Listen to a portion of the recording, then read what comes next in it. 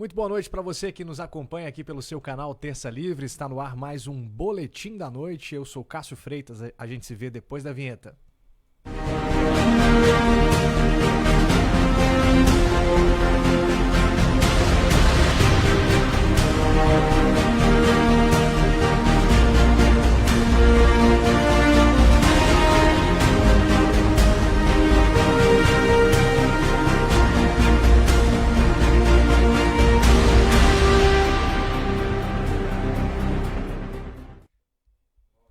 Estamos de volta, estamos ao vivo aqui para você que nos acompanha pelo terçalivre.com.br/ao vivo. Esse é o nosso endereço oficial para você, né, procurar aí as nossas transmissões.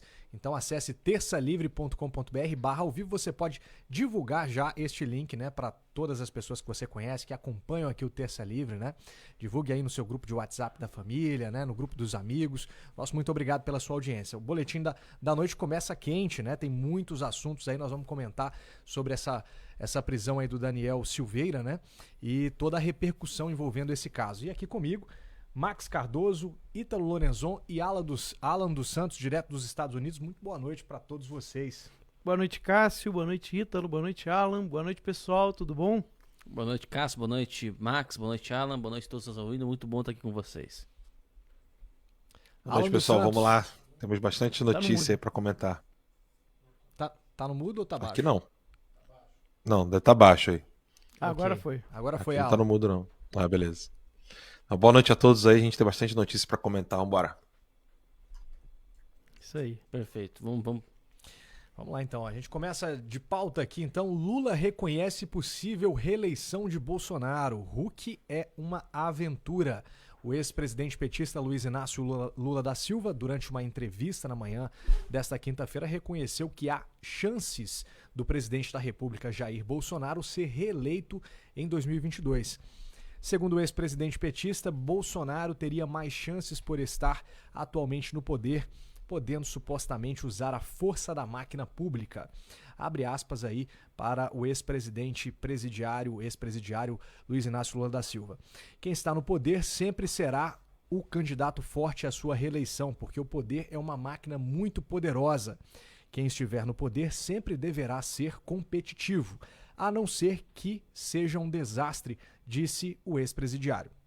Embora seja um desastre do ponto de vista social, econômico e político, efetivamente do ponto de vista eleitoral, ele, Bolsonaro, mantém uma parcela da base mais à direita, mais raivosa. Acho que ele tem chance numa disputa de reeleição de segundo turno. Fecha aspas aí, acrescentou o petista. Comentando outros possíveis candidatos, Lula disse ter dúvidas sobre seus potenciais. Citando o nome do apresentador Luciano Huck à presidência, o petista disse que seria uma aventura. Abre aspas aí para o Lula. Não sei qual será o potencial dos tucanos nessas eleições. Acho que o Huck é uma aventura. Pegar um homem de TV e colocar ele numa frigideira de uma disputa política. Se ele vai se sair bem, é uma aposta que não está dada ainda. Também não sabemos se o DEM vai ter candidato. O que sabemos é que o Bolsonaro tem candidato, que é ele, finalizou Luiz Inácio Lula da Silva, ex-presidente e ex-presidiário. Pois é, eu nunca pensei que eu ia fazer esse comentário sobre o Lula, mas foram palavras sensatas. Pois é, né? O Lula sempre se destacou, né? Se tem uma coisa que o Lula sempre fez, foi perceber a situação política. Aliás, o Lula, ele se destacou na política justamente, né?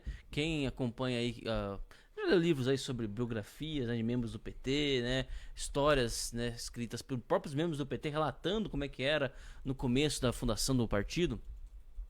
Teve um momento aí lá, uma janela de oportunidade aí entre a eleição do Lula e a a reeleição da Dilma, né? Em que eles se sentiram confortáveis o bastante, para ser sinceros, em relação às origens do partido. E o pessoal dizia o seguinte, né, que o Lula sempre se destacou bastante por ser um cara que não tinha convicções. Era sempre um cara que sabia perceber. Então, nas discussões, né, internas do partido, o Lula nunca nem ficava na discussão. Ele saía, né, ia lá fumar, ia tomar o cafezinho dele, tomar uma cachaçinha dele e tal. A hora que ele voltava, falou assim, o que vocês decidiram? Ah, decidimos que a posição do partido é tal. Ah, muito bem. Ele ia lá, pegava o megafone e incorporava aquilo ali como se tivesse partido dele a ideia. Olha né? só. O Lula sempre foi essa máquina de repetir a opinião dos outros, né? O que na verdade revela, apesar de revelar uma falta de caráter, também revela um talento muito interessante, que é o de perceber o ambiente que ele está. Então o Lula sempre foi o cara que ficou na maioria.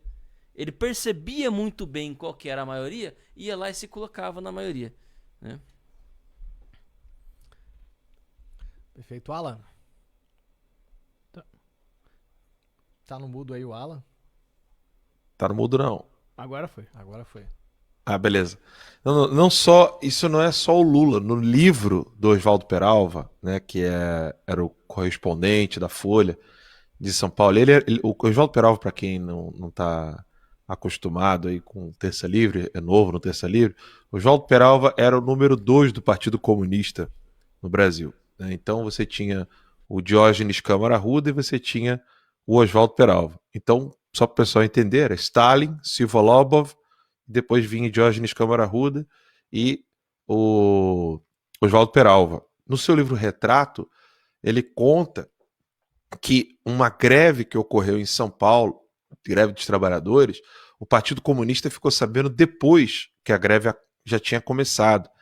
E aí o Oswaldo Peralva estava ali no Comitê Central Brasileiro e ele recebeu a ordem, escreva urgentemente que fomos nós quem organizamos, né? Então, isso não é novidade nenhuma, os comunistas agem dessa maneira, eles falam, opa, fala lá que foi a gente que fez isso aí, que fomos nós quem organizamos, porque isso manifesta que você tem um certo poder, né, de organização e deixa, né, qualquer oponente um pouco preocupado, né? Imagina se alguma coisa acontece e aí você fala assim, pô, foi aquele grupo lá que organizou. E aquilo ali também foi aquele grupo que organizou. E isso mostra, mais uma vez, a fragilidade do adversário, ou seja, que eles inventam prodígios, eles inventam proezas. E o tempo todo eles fazem isso. No livro do Oswaldo Peralva, isso está registrado. Toda vez que eu comento sobre esse livro vai a R$400 quando você procura para comprar ali. O livro custa R$29, eu acho, R$30, mas sempre que eu falo aqui do livro do Oswaldo Peralva, o livro sobe um preço exorbitante para que ninguém compre o livro.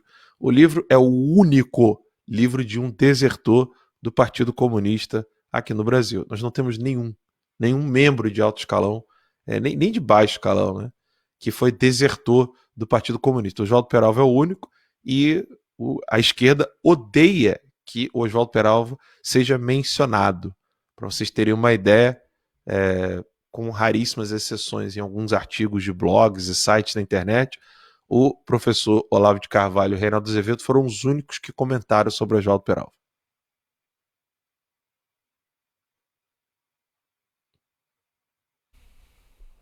Quanto é que costuma estar o livro, Alan? Que você falou? O livro costuma valer R$29,90 por aí. Tá. E agora quando você fala, tá a R$400, né? Tá quanto aí? Ainda bem que eu já tenho a minha cópia aqui garantida, né? Não, sai fora, esse é o meu. E não vem não. A essa Ainda hora, bem que eu então, tenho a minha. Ufa! é mais barato Esse é o assinar meu. o Terça Livre juntos, então, agora. Pois né? é, Já mas- aproveita aí, viu? Pois é. É mais barato assinar o Terceiro Livro juntos. Se você queria comprar o livro aí, espera um pouquinho. Vocês não vão assina levar o meus Terça livros, Livre não. juntos primeiro aí, então. Eu quero todos os meus livros de volta, já falei. Então tá bom. Pessoal, o pessoal que tá nos assistindo, né? Dá um feedback aí se o nosso áudio tá melhor. Né? A gente tava com um pequeno problema de áudio. O áudio aqui do estúdio, né? Então, nos avise aí se vocês estão conseguindo ouvir a gente. Né? O som do Alan eu sei que tá perfeito. O pessoal tá falando aqui que o som do Alan tá dando pra ouvir. Né? A gente só dá o feedback de como é que tá aqui no estúdio pra gente, tá bom? Tem gente perguntando qual é o nome do livro, novamente. Aí, O Retrato. O Retrato. Aqui, ó. Oswaldo Peralva. Isso. O Retrato, tá aqui. Oswaldo Peralva. Você acha em PDF também, tá, gente? Isso é. Você acha em Esse PDF? livro é facilmente encontrado na internet. A parte da greve, eu tô com o livro aberto aqui, depois se vocês quiserem eu boto lá no grupo do Juntos, lá no Telegram. Mas a parte da greve, que ele comenta ali, ó, vamos falar que a greve foi a gente que fez. Aqui na versão digital, tá no capítulo. Deixa eu ver aqui. Não, tem. Acho que na página 41. Mas depois eu mando lá pro pessoal o trecho e o livro também. Eu vou mandar o livro pro pessoal do Juntos lá. Nós temos um grupo no Telegram dos assinantes do Juntos. Eu vou colocar esse livro lá pro pessoal. Interessante, né? Essa fala do Ítalo, essa informação, eu não conhecia essa face aí de como é que funcionava internamente o PT com o Lula e tudo. Mas assim, faz todo sentido quando a gente analisa aí a história do movimento revolucionário, socialismo, comunismo, em que você vê que eles são sempre um pouco camaleônicos, né? Eles têm uma flexibilidade muito forte, né? Eles conseguem se moldar a cada situação. Então, por exemplo, a Rússia começa ali com a liberação sexual, né, de maneira absurda. Só que aquilo deu um problema imenso na sociedade. E aí hoje, por exemplo, você tem leis duríssimas que proíbem prática de atos homossexuais ou manifestos, protestos, né, passeatas de homossexuais nas ruas. Você não pode ter manifestações homossexuais na rua na Rússia. Aí você pensa, pô, mas como é que na Rússia não pode, né? E em outros lugares eles estão lutando aí para que tenha todo esse lobby gay. Por quê? Porque eles vão se moldando a cada lugar. O discurso do momento que for o melhor é o que vai ser. É esse o discurso da revolução. O importante é a revolução. Não importa o que vocês acreditam aqui. Né? Não importa o que aconteça. A gente vai. Como é que a gente vai? Agora tem que falar dos negros. Agora tem que falar das mulheres. Agora não fala mais das mulheres. Agora fala do gênero. Né? O gênero, por exemplo, é uma destruição. A teoria de gênero, ela é uma destruição da feminilidade. Porque não existe mulher. Não existe mulher. Então como é que se coaduna, né? na mesma mente, né? Ou no mesmo curso da história, no mesmo movimento histórico, alguém que defendeu, né, o feminismo lá radical, e aí vem a Judith Butler e não, o feminismo está errado. Aí é gênero. Não existe mulher, não existe homem. Essa ideia de divisão de homem e mulher está errado. Né? É isso que a teoria de gênero fala. E é o mesmo, né? Você vai conseguindo ver as etapas. E é uma contradizendo a outra, mas para eles não tem problema. O gênero agora está pegando, agora está todo mundo aceitando. É o momento, é assim que a gente consegue combater as estruturas, né, que eles gostam de falar, né, combater aí as instituições. Então vamos com o gênero agora. E é assim. Esse modo camaleônico, esse modo aí de você vai se moldando a qualquer momento, a qualquer situação, para o quê? Para obter o poder, para fazer a revolução que eles querem.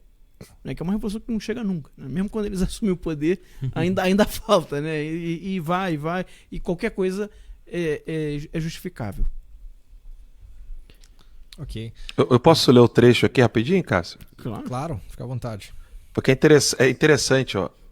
Eles chegaram em Moscou, né? Aí eles estavam contando os feitos ali do Partido Comunista. Aí o Oswaldo Peralva escreve o seguinte: ele foi junto com 49 brasileiros para Moscou para ter formação no Comitê Central do Partido Comunista da União Soviética. Aí ele escreve assim: esse apoio direto no proletariado, com muitas aspas ele colocou aqui, corria por conta das mentiras pregadas em Moscou pelos dirigentes PCBistas, no caso Partido Comunista Brasileiro, PCB, e ratificadas indiretamente pela polícia brasileira, com seus exageros em relação à força dos comunistas. Segundo os emissários do PCB a Moscou, todas as greves, passeatas e outras manifestações de trabalhadores ocorridas no Brasil eram dirigidas pelas organizações comunistas.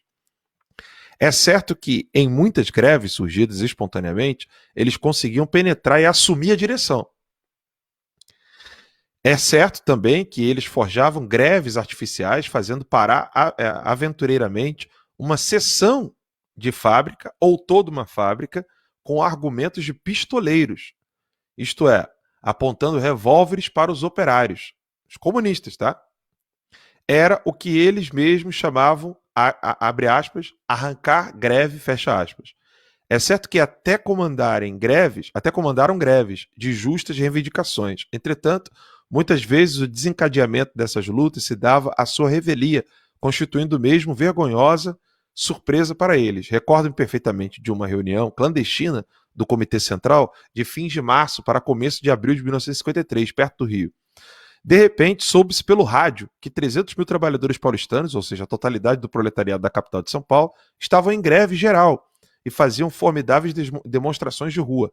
Pois bem, os principais dirigentes comunistas de São Paulo encontravam-se nessa reunião e, tendo vindo de lá poucos dias antes, nem sabiam que tal greve estava sendo articulada. Tiveram de abandonar precipitadamente a reunião e voltar correndo a seus postos na vã esperança de aproveitarem o movimento de assumir-lhe a direção.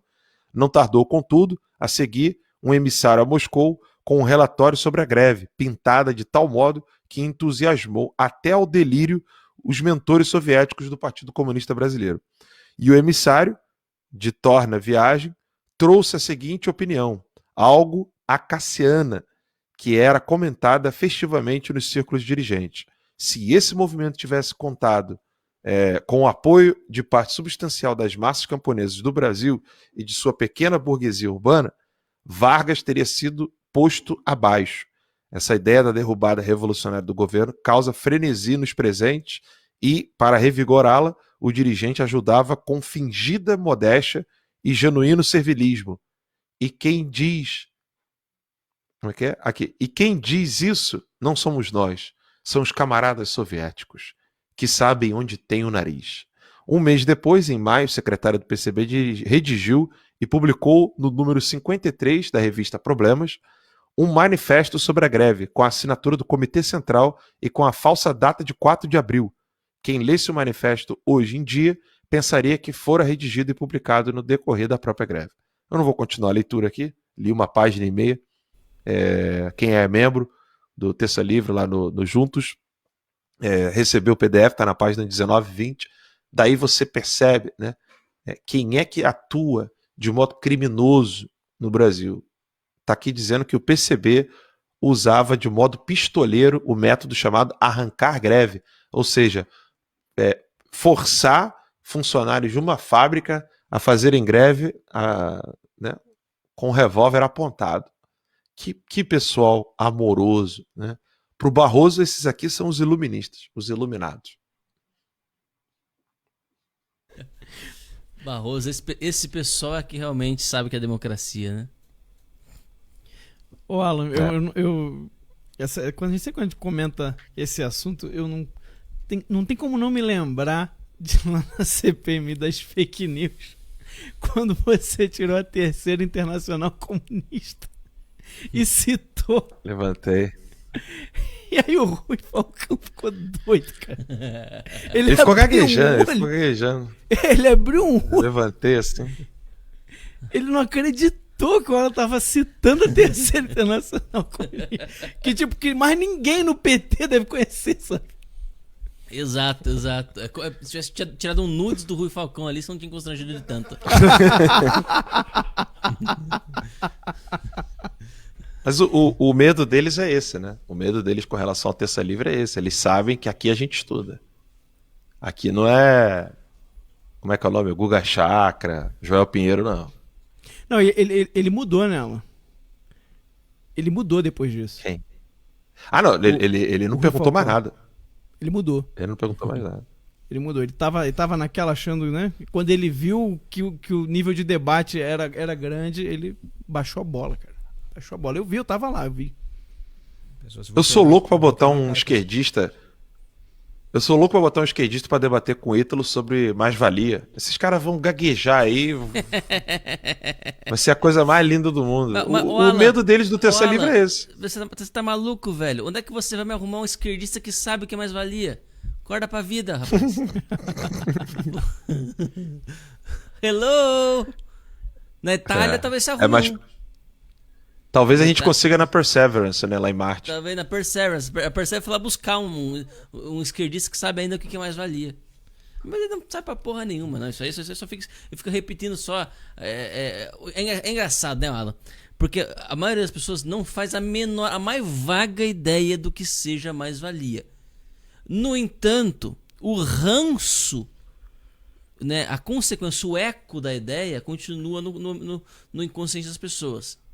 Então, para vocês terem uma ideia, a teoria da mais-valia está na base da ideia de que o interesse do patrão e do empregado são antagônicos e insolúveis, né? Não dá nem para você ter uma pactuação entre os dois, porque é óbvio, né? Se você falar do ponto de vista vulgar, né? Beleza, o patrão quer pagar menos, o empregado quer receber mais. Isso é vulgar, né? Isso é economia vulgar, né? Mas o que o Marx diz é que não é só isso. Existe uma dinâmica do capitalismo que se baseia nessa dicotomia. Ou seja, o capitalismo, isso aí não é só um aspecto vulgar do capitalismo que pode ser contornado através de negociação, por exemplo, né? Não, isso aí é a dinâmica mesmo do capitalismo. É a essência do capitalismo, é essa diferença. É isso que produz aí a força motriz do capitalismo. Bom, tudo isso que eu falei para vocês é grego para a maioria dos esquerdistas. Só que é isso que está na base da percepção que eles têm de que não, é preciso proteger o empregado do patrão. É isso que está na base, não tem outra fonte. Surgiu disso. Antes disso, a percepção era outra. Era diferente, né? Mas isso aí inaugurou essa visão, né? Né? Então, mesmo sem conhecer, né? Sem conhecer, as pessoas são reféns de pensadores mortos. Isso aí. Os vivos são reféns de pensadores mortos. Olha só que coisa interessante. Por quê? Porque as pessoas não investigam da onde veio a sua ideia. O Olavo fala muito isso, né? Você fazer a origem, né? A anamnese, né? Você ir resgatando da onde veio, né? Porque quando você pergunta para uma pessoa assim, por que você acredita que isso é isso, né? Por que você acredita nisso? A pessoa vai dizer para você, olha, eu acredito nisso porque ele vai pensar, né? Pensar em argumentos a favor. Isso não é para você dar argumentos, é para você investigar quem é que te falou, o que te fez acreditar, o que você leu, qual que foi o momento que você leu, que você é assim, nossa, faz sentido esse argumento, ou então, nossa, essa informação não tinha. Isso. Porque é isso que vai fazer você botar em xeque, por exemplo, as suas ideias, quando você for questionar, por exemplo, que, será que aquele argumento que eu estava vendo ali, que me convenceu, será que ele estava verdadeiro mesmo? Deixa eu resgatar ele para eu contrapor aqui com esse outro argumento que eu vi depois. Ou então, essa informação que eu li aqui, será que a fonte era confiável mesmo? Mas vou tentar ir mais a fundo, ver se a fonte era confiável, se a informação estava correta mesmo. Entende? Então, é isso que é importante, isso é essencial para você saber. Mas é óbvio que isso aí, como eu disse, é grego para a maioria das pessoas. E para concluir, eu gostaria de lembrar o seguinte: se não fosse o texto de denúncia do Oswaldo Peralva, quem quer que dissesse que essas greves não foram organizadas pela esquerda seria taxado de fake news. Tá vendo como é impossível você fazer o que eles chamam de fact-checking? Se não fosse o texto do Oswaldo Peralva, quem poderia dizer que a data do texto da revista... Qual é o nome da revista? Deixa eu pegar aqui. Problemas. Né? Quem poderia dizer que o texto da revista Problemas com data de 4 de maio era falso? Só o Oswaldo Peralva. Por isso que essa coisa de fake news, essa coisa de fact-checking, isso é papel de historiador, gente. Isso não é papel de quem está ali no real time, não. É impossível você, no exato momento, ficar fazendo fact-checking. O que você tem que fazer é deixar que os discursos presentes fiquem ali, gravitando uns perto dos outros para poder acontecer o conflito de ideias. Enfim. Vamos lá, Cássio. Olha só, Alan, você está querendo chamar um esquerdista para debater mais-valia com o Ítalo? Tá difícil da gente convencer o pessoal do Sleep Giants para vir aqui debater com o Ítalo, rapaz.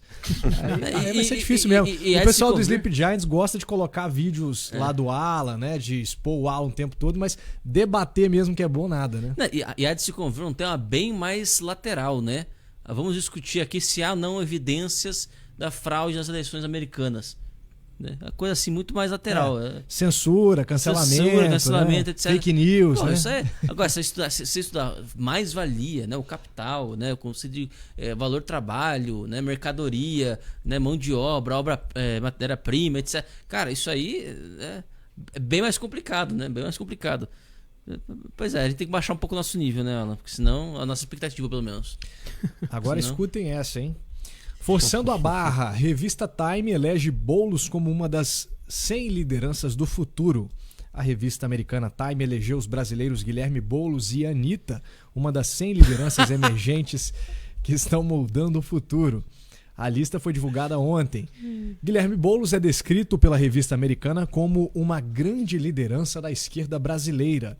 Segundo a Time, analistas disseram que o desempenho do líder dos arruaceiros do Movimento Sem Terra, o MST, é surpreendente na influente cidade, que o estabeleceu como uma figura ascendente na política brasileira e deu à esquerda um novo caminho a seguir. A Time ainda acrescenta: muitos esperam que Boulos concorra à presidência em 2022 e desempenhe um papel importante na reconstrução da esquerda nesse meio tempo, enfatiza a Time. Quem alfinetou a indicação de Boulos foi o Partido da Causa Operária, o PCO, defendendo o PT, mas ainda assim analisando que isso não é jornalismo, é comercial. Boulos ganhou um slot na programação. Mas Boulos não é o único brasileiro na lista da Time. Anitta também foi eleita uma das 100 lideranças do futuro. Anitta é descrita como alguém que pegou o som do Brasil, o funk, e o levou a outro nível para que os sons fossem para todos. Ela representa muita gente. El Pueblo, Las Massas, os sonhadores. E por meio de sua música, ela abriu portas para outros, não apenas para serem artistas, mas para serem o que quiserem, declarou aí a revista Times. A revista Time. Gente, isso aí não é nada inocente, tá? É ridículo,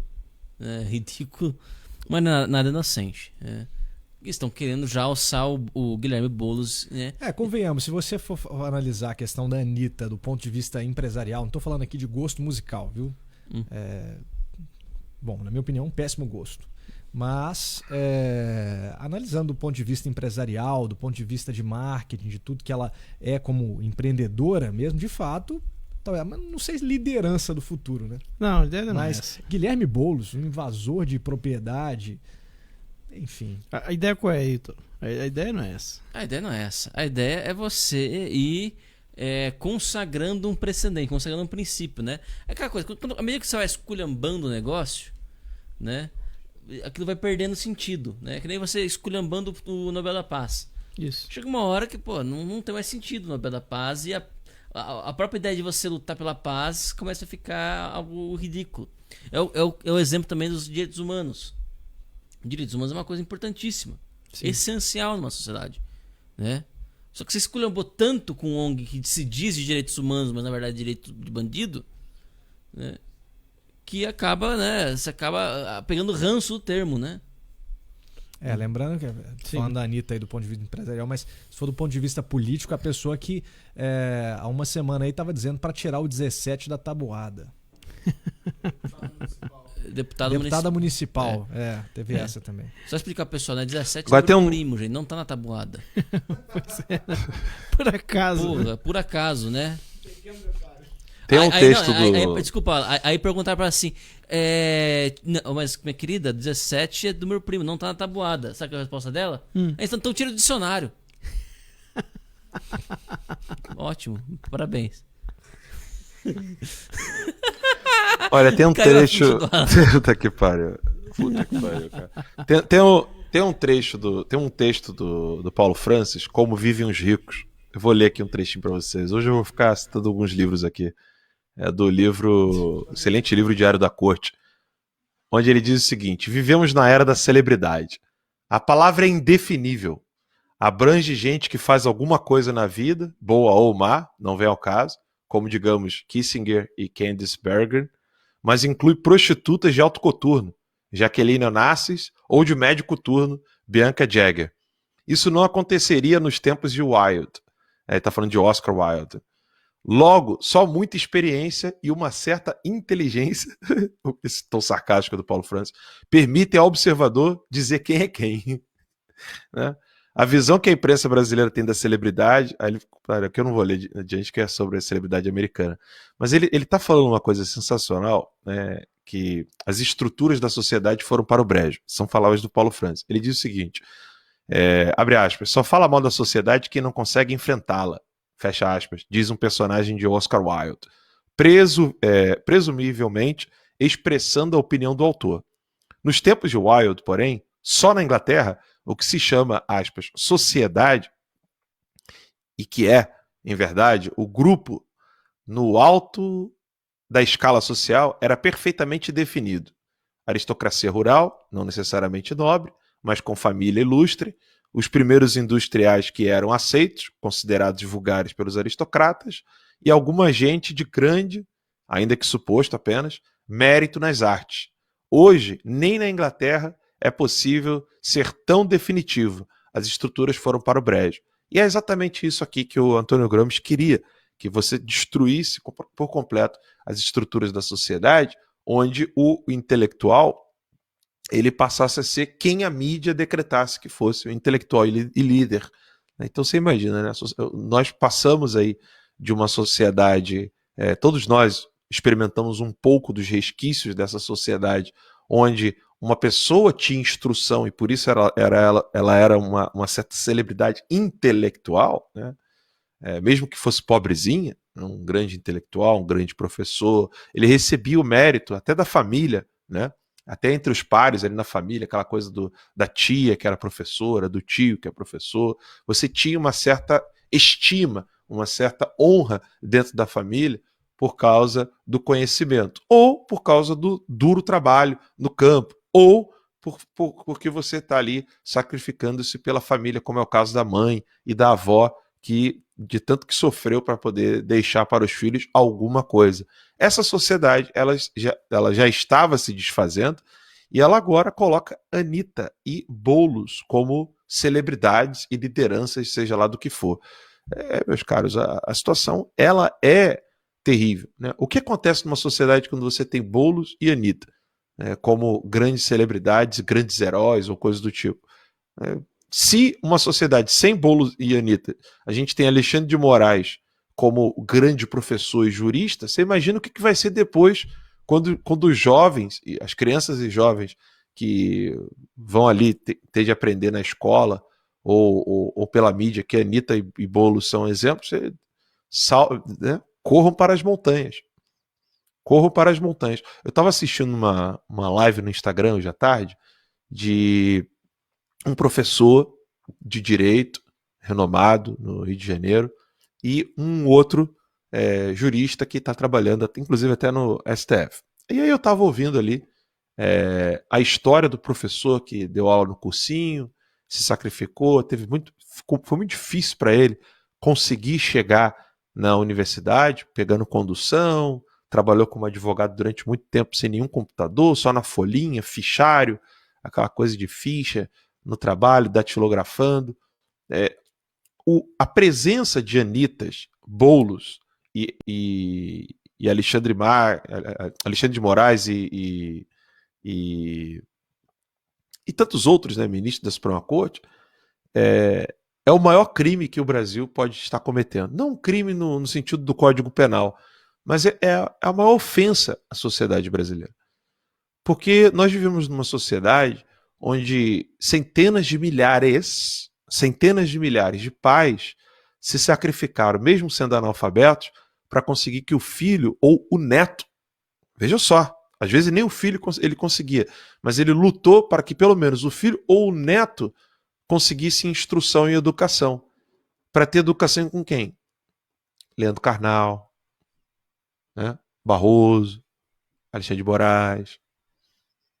É isso que aconteceu. A corrupção da inteligência no Brasil é uma das coisas mais graves que assolaram a nossa nação. Mesmo países que estão enfrentando dificuldades políticas, ainda possui algum tipo de casta intelectual que ainda consegue sobreviver e resistir. No Brasil foi tudo pro saco.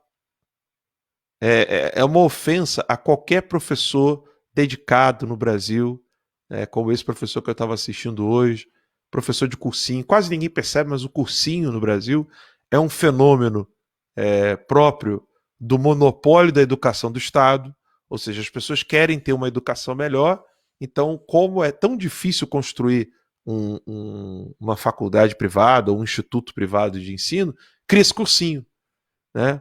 É um fenômeno de monopólio do controle da educação que o Estado tem hoje. Por isso que eu digo, o problema do Brasil é muito mais profundo.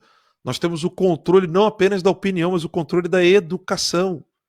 Vai você, né? Digamos que você é professor de letras, de história, e você quer montar uma escolinha, e aquela escola começa a ter várias pessoas que querem aprender com você. Isso está proibido.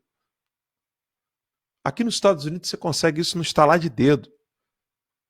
Se você falar que não, que isso aqui é homeschooling, eu estou dando aula para essas crianças aqui, acabou.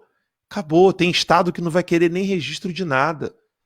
Alguns estados são mais cri-cri, mas outros estados você não tem que preencher nenhum papel. Isso é impensável na cabeça do brasileiro. No Brasil, você não pode ter um bom coração e querer ensinar pessoas. Se você cobrar por isso, então você é um criminoso maior ainda. Você é um terrorista.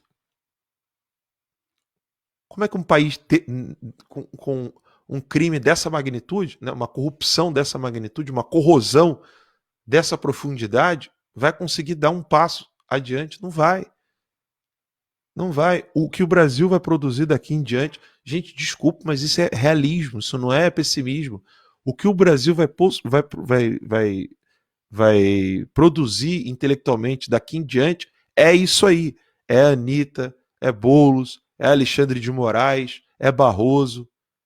É o cara virar com a togazinha no seu escritório como ministro da Suprema Corte, falar com a cara mais lavada do mundo, que Venezuela é ditadura de conservadora de direita. Só tem uma maneira da gente conseguir reverter esse quadro.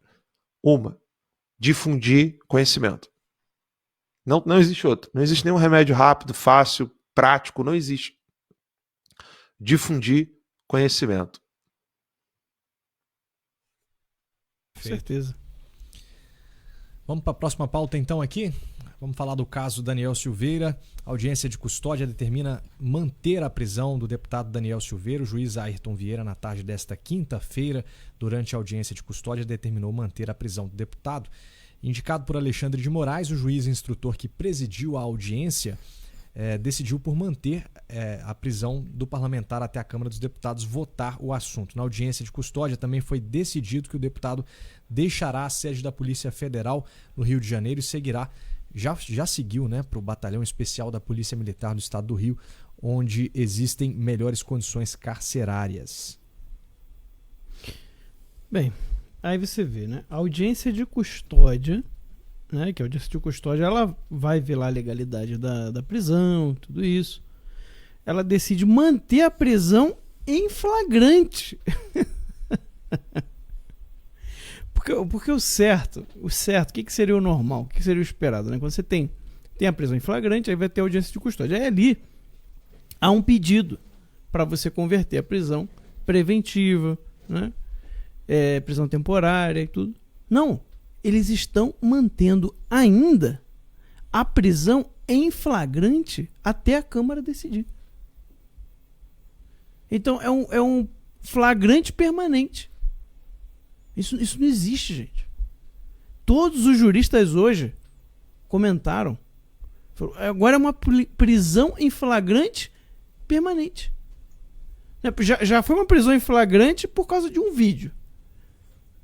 Até alguém comentou comigo. Então tinha que prender o vídeo. O vídeo é que foi que cometeu o crime em flagrante. Não, mas é porque o vídeo estava lá. Foi colocado na internet, então enquanto ele está lá, é um crime permanente, prisão em flagrante pode ser feita a qualquer momento.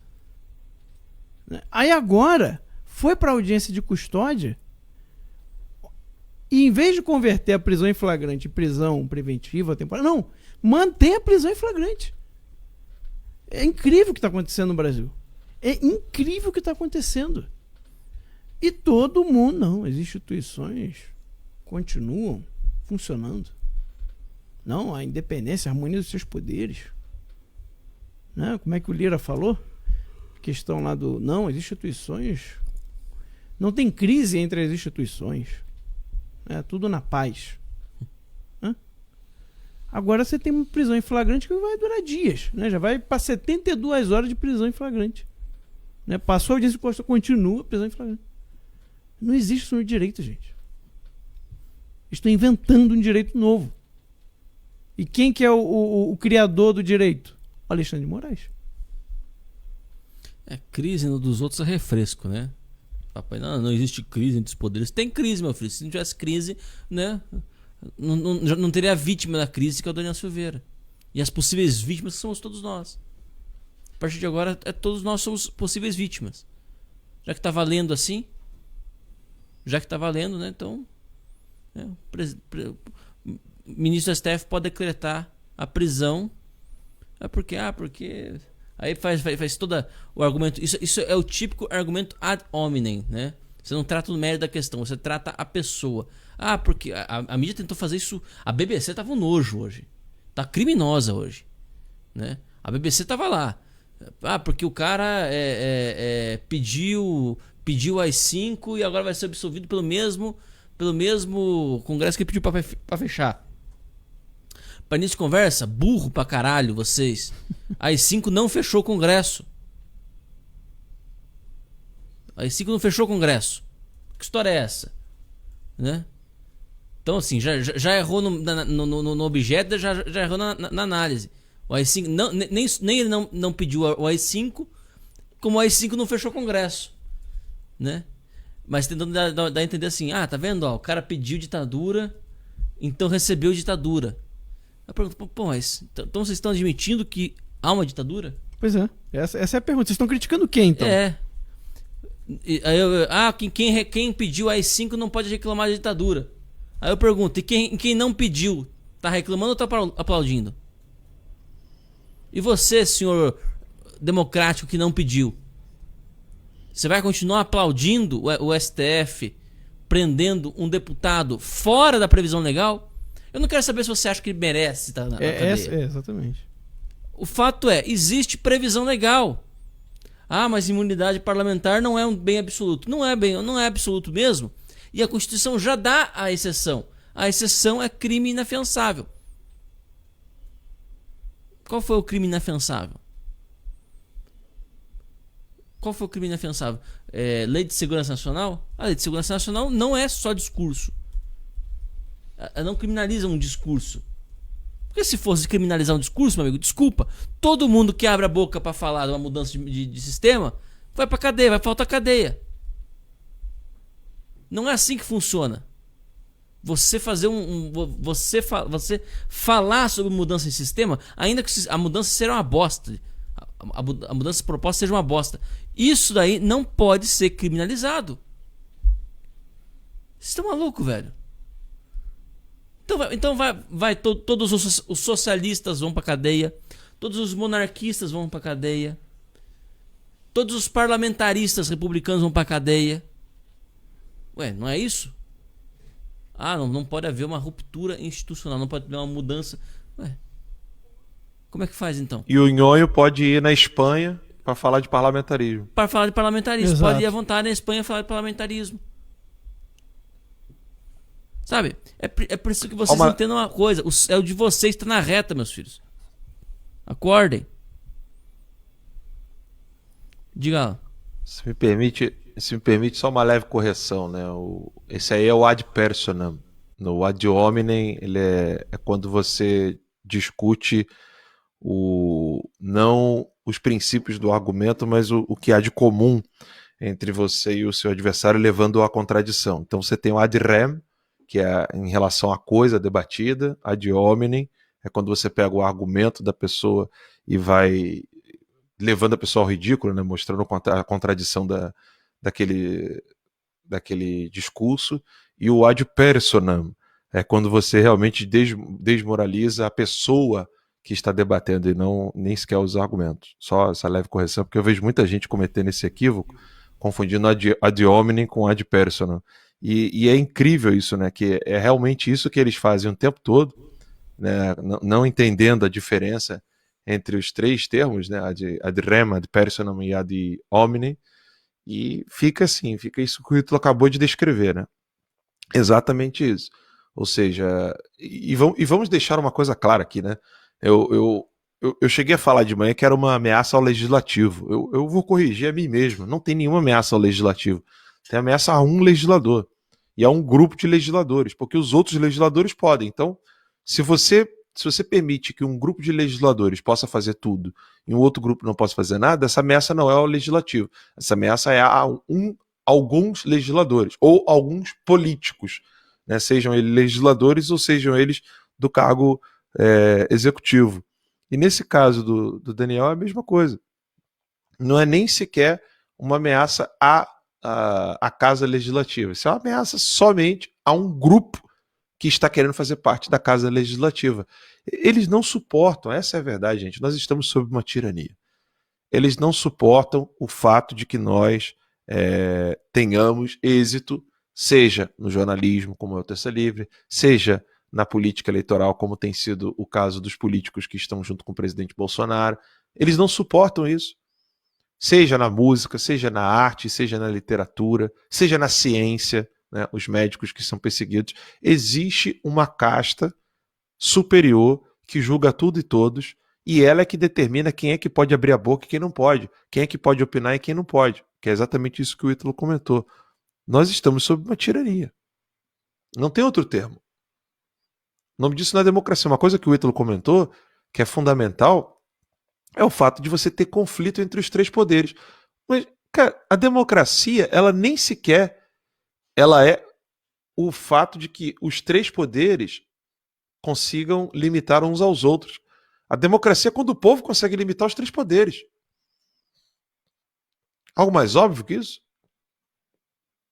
A democracia sequer é o fato de que um poder limite o outro. A democracia é quando o povo limita os três poderes. E é por isso que existe a segunda emenda da Constituição Americana. Não pense você que a segunda emenda da Constituição Americana ela foi criada para que as pessoas tenham armas para se defender de bandidos. A segunda emenda da Constituição Americana é para que o cidadão consiga se proteger do Estado. Quem quer que queira usurpar a Constituição Americana e usurpar as estruturas do Estado para oprimir o povo, os pais fundadores dos Estados Unidos pensaram o seguinte: opa, como é que a gente vai evitar isso? Vamos permitir que as pessoas tenham seus rifles, né, para se defender do Estado. Ou seja, é óbvio que a democracia é quando o povo limita os três poderes, e não quando um poder limita o outro e o povo fica comendo pipoca. Né? Pega a pipoca, olha lá o judiciário, executivo, legislativo, nossa, estão brigando. Você está vendo isso, Dona Maria? Nossa, que horror. Não é a participação do povo. Só que na história recente da humanidade, quando é que o povo de fato participou do processo político? A gente leu aqui Oswaldo Peralva. Eles forjavam tudo. Dessa vez é genuíno. É o povo que está se manifestando. É o povo que está ficando irado, revoltado com o que o STF está fazendo. Não é o povo inflado por um grupo de pessoas, que é o que o STF está querendo criar. Essa narrativa de que o STF está querendo criar. Que existe uma organização criminosa, terrorista, chamada direita conservadora, que está levando ódio à Suprema Corte. Eu tenho um recado para dar para todos os ministros da Suprema Corte. Quando você pega cocô e esfrega na cara, não peça às pessoas para dizerem que aquilo ali é cream cheese ou que aquilo ali é chantilly. Nem todo mundo é retardado. Se alguém disser que aquilo ali é bosta, não fica ofendido. É isso, Cássio, e Ítalo e Max. Só quem não vai chamar isso aí de bosta é o Bill Gates, né? Chamar de água. Vamos. Só acrescentando aqui, eu achei interessante aqui o tweet da juíza Ludmila Lins Grilo, né? Ela praticamente desenhou aqui, ó. Na audiência de custódia, a prisão em flagrante sai de cena para dar lugar a uma dessas 3 hipóteses. Primeira, relaxamento da prisão. Segunda, liberdade provisória. Terceira, conversão em prisão preventiva. Se houver requerimento da polícia ou do Ministério Público. Não existe preso em flagrante eterno. Tá aí então o tweet da juíza Ludmila Lins Grilo, desenhando aí praticamente, né, toda essa situação. Vamos para a próxima? Marco Aurélio Melo aponta que ministros combinaram prisão de Silveira.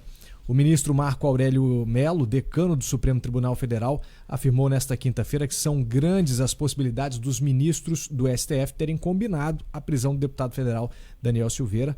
Marco Aurélio acredita nessa possibilidade devido à rápida confirmação do plenário à decisão do ministro Alexandre de Moraes, que mandou prender o parlamentar após a publicação, né, de um vídeo na internet na qual expõe a sua opinião com relação aos membros da Suprema Corte. Abre aspas aí para o Marco Aurélio. Não tivemos aquelas ladainhas, eles conversaram entre si. Não falaram comigo porque não admito conversas na minha vida. Não quero estar atrelado a nada, quero estar solto na bancada. Não tenho a menor dúvida de que os ministros combinaram que confirmariam a prisão. Não somos ingênuos. Fecha aspas, declarou aí o magistrado Marco Aurélio. Disse ainda que não aceita a ideia de negociar com a Câmara um acordo que leve ao relaxamento da prisão do parlamentar. Abre aspas novamente aí para o ministro. Esse cachimbo eu não fumo. Fecha aspas, disse o magistrado em entrevista. Ele ainda acrescentou: não ocupo uma cadeira voltada às relações públicas. Eu sou juiz. O ministro também afirmou que um acordo desqualificaria o Supremo. Tá aí o Marco Aurélio Melo, então, dando essas declarações. Uma hora dá uma aí. do cravo, uma na ferradura, né? Quem tá falando de acordo aqui também, meu filho? Não, mas eu acho que isso aí foi uma alfinetada. É. Acho que foi uma alfinetada para Alexandre de Moraes. Ah, olha Eles só. já né? discutiram já numa sessão. É. Pode ser, pode ser. Isso aí foi um recadinho. Bom, se for, né? Se for, tomara que... Bem, sei lá que o Marco Aurélio pode fazer ou vai querer fazer, né? Ah, ele não vai fazer nada, tá fim de carreira já. É. Ele tá fim de carreira. Por isso que ele se dá o luxo de falar essas coisas. Mas às vezes o cara de saída é justamente o que puxa o pino da granada, né? É verdade. Aliás, Tomara que ele faça, tomara que ele faça. Termina quando? É meio do ano, né? Termina no meio do ano, Então, por no aí. meio do ano teremos um novo ministro. Ai, meu Deus do céu. Vai começar a nova novela. Puta vida, de novo. A nova novela das 9. Você vai ver aqui nesse canal. Puta Não, mas vida. não, você. Ô Ítalo, se você tá desanimado, lembre-se que o Alexandre de Moraes será o próximo presidente do TSE. Estávamos Então, comentando Ano isso que aqui. vem, ano que vem. Na época da eleição. Vai ser É, ele. Ah, Aí eu já que o entreguei negócio pra vai Deus ficar- já, sabe? Eu já falei pra você já o seguinte, gente. Como o Alan falou, a solução não vai ser eleitoral. Né? A gente pode, é óbvio, a gente vai trabalhar nas eleições também, a gente vai noticiar pra vocês, nós vamos nos desdobrar aqui, né, para trazer as informações pra vocês, pra desfazer os nós que a grande mídia faz. Explica contra o essa frase, presidente. senão daqui a pouco o pessoal vai falar que você tá igual o Disseu, hein? O quê? A solução não vai ser eleitoral. A solução não vai ser. Ah, é verdade. Porra, é verdade, hein? Explica essa frase direito. Mas o Dirceu tá coberto de razão. O verdadeiro poder não reside no poder eleito. Desculpa, essa é a realidade. Poder eleito é no máximo a consequência, a cereja do bolo. É a superfície desse oceano. Né? Perfeito. O verdadeiro poder é você ter na base, na vida das pessoas, né, capilaridade. O que é capilaridade? É você ter cadeias de comando ou de relações ou de networking entre as pessoas e você sabe que elas se entendem como parte de um mesmo processo. E cada uma desempenhando a sua função. Então você vai ter a pessoa lá que vai estar que é presidente da associação de bairro. Eu tô com isso na cabeça porque é a coisa mais simples do mundo, do universo. Você virar presidente da sua associação de bairro. Eu não sei por que já não tá lotado, né? Eu não sei por que eu ainda não recebia o convite para entrar num grupo de Telegram de presidentes de associação de moradores de bairro conservadores. E por que esse grupo não tem pelo menos 500 pessoas? Por que isso não aconteceu ainda? Me expliquem. Né? Então, mas enfim. Você vai ter uma pessoa que vai ser presidente da associação de moradores do bairro. O outro vai ser o síndico do condomínio. O outro vai ser membro de uma ONG, né? Que vai fazer um trabalhozinho tranquilo, pequeno ali na sua comunidade mesmo, né? Cuidando ali de algumas crianças carentes, normalmente ligado à igreja, né? Até porque a igreja é um ambiente de congregação bom para você conseguir doações em espécie, em dinheiro, né? Então nós vamos fazer aqui um trabalhinho e tal. Eu lembro que eu acompanhei o pessoal, os amigos meus evangélicos lá de Rio Claro, né? Já faz uns tempos, já faz uns 4, 5 anos essa história já. E eles precisavam reformar algumas casinhas, umas 2, 3 casinhas de uns irmãos que tinham acabado de chegar na igreja. Aí, porra, foram pra cá, foram pra lá, pede isso, pede aquilo, tal, né? Conseguiram o contato do cara que era dono da loja de material de construção. Pronto, já conseguiram já doação ou subsídio, né? Não me lembro agora direito, mas conseguiram ali facilitação aí para conseguir os materiais de construção. Aí tinha lá membros da igreja que eram pedreiros, né, que trabalhavam com isso, que emprestaram mão de obra, que fizeram, né, voluntariamente mão de obra. Enfim, esse tipo de trabalhinho simples ali para você fazer diferença. Isso aí vai gerando capilaridade, pessoal. Isso aí não é só, vou fazer a casa do cara. Óbvio, você tem a caridade cristã frutifica por si mesma, né? Mas isso também vai criando entre os indivíduos aquilo que é justamente aquilo que eles querem criar, querem destruir, que é a relação entre um e o outro.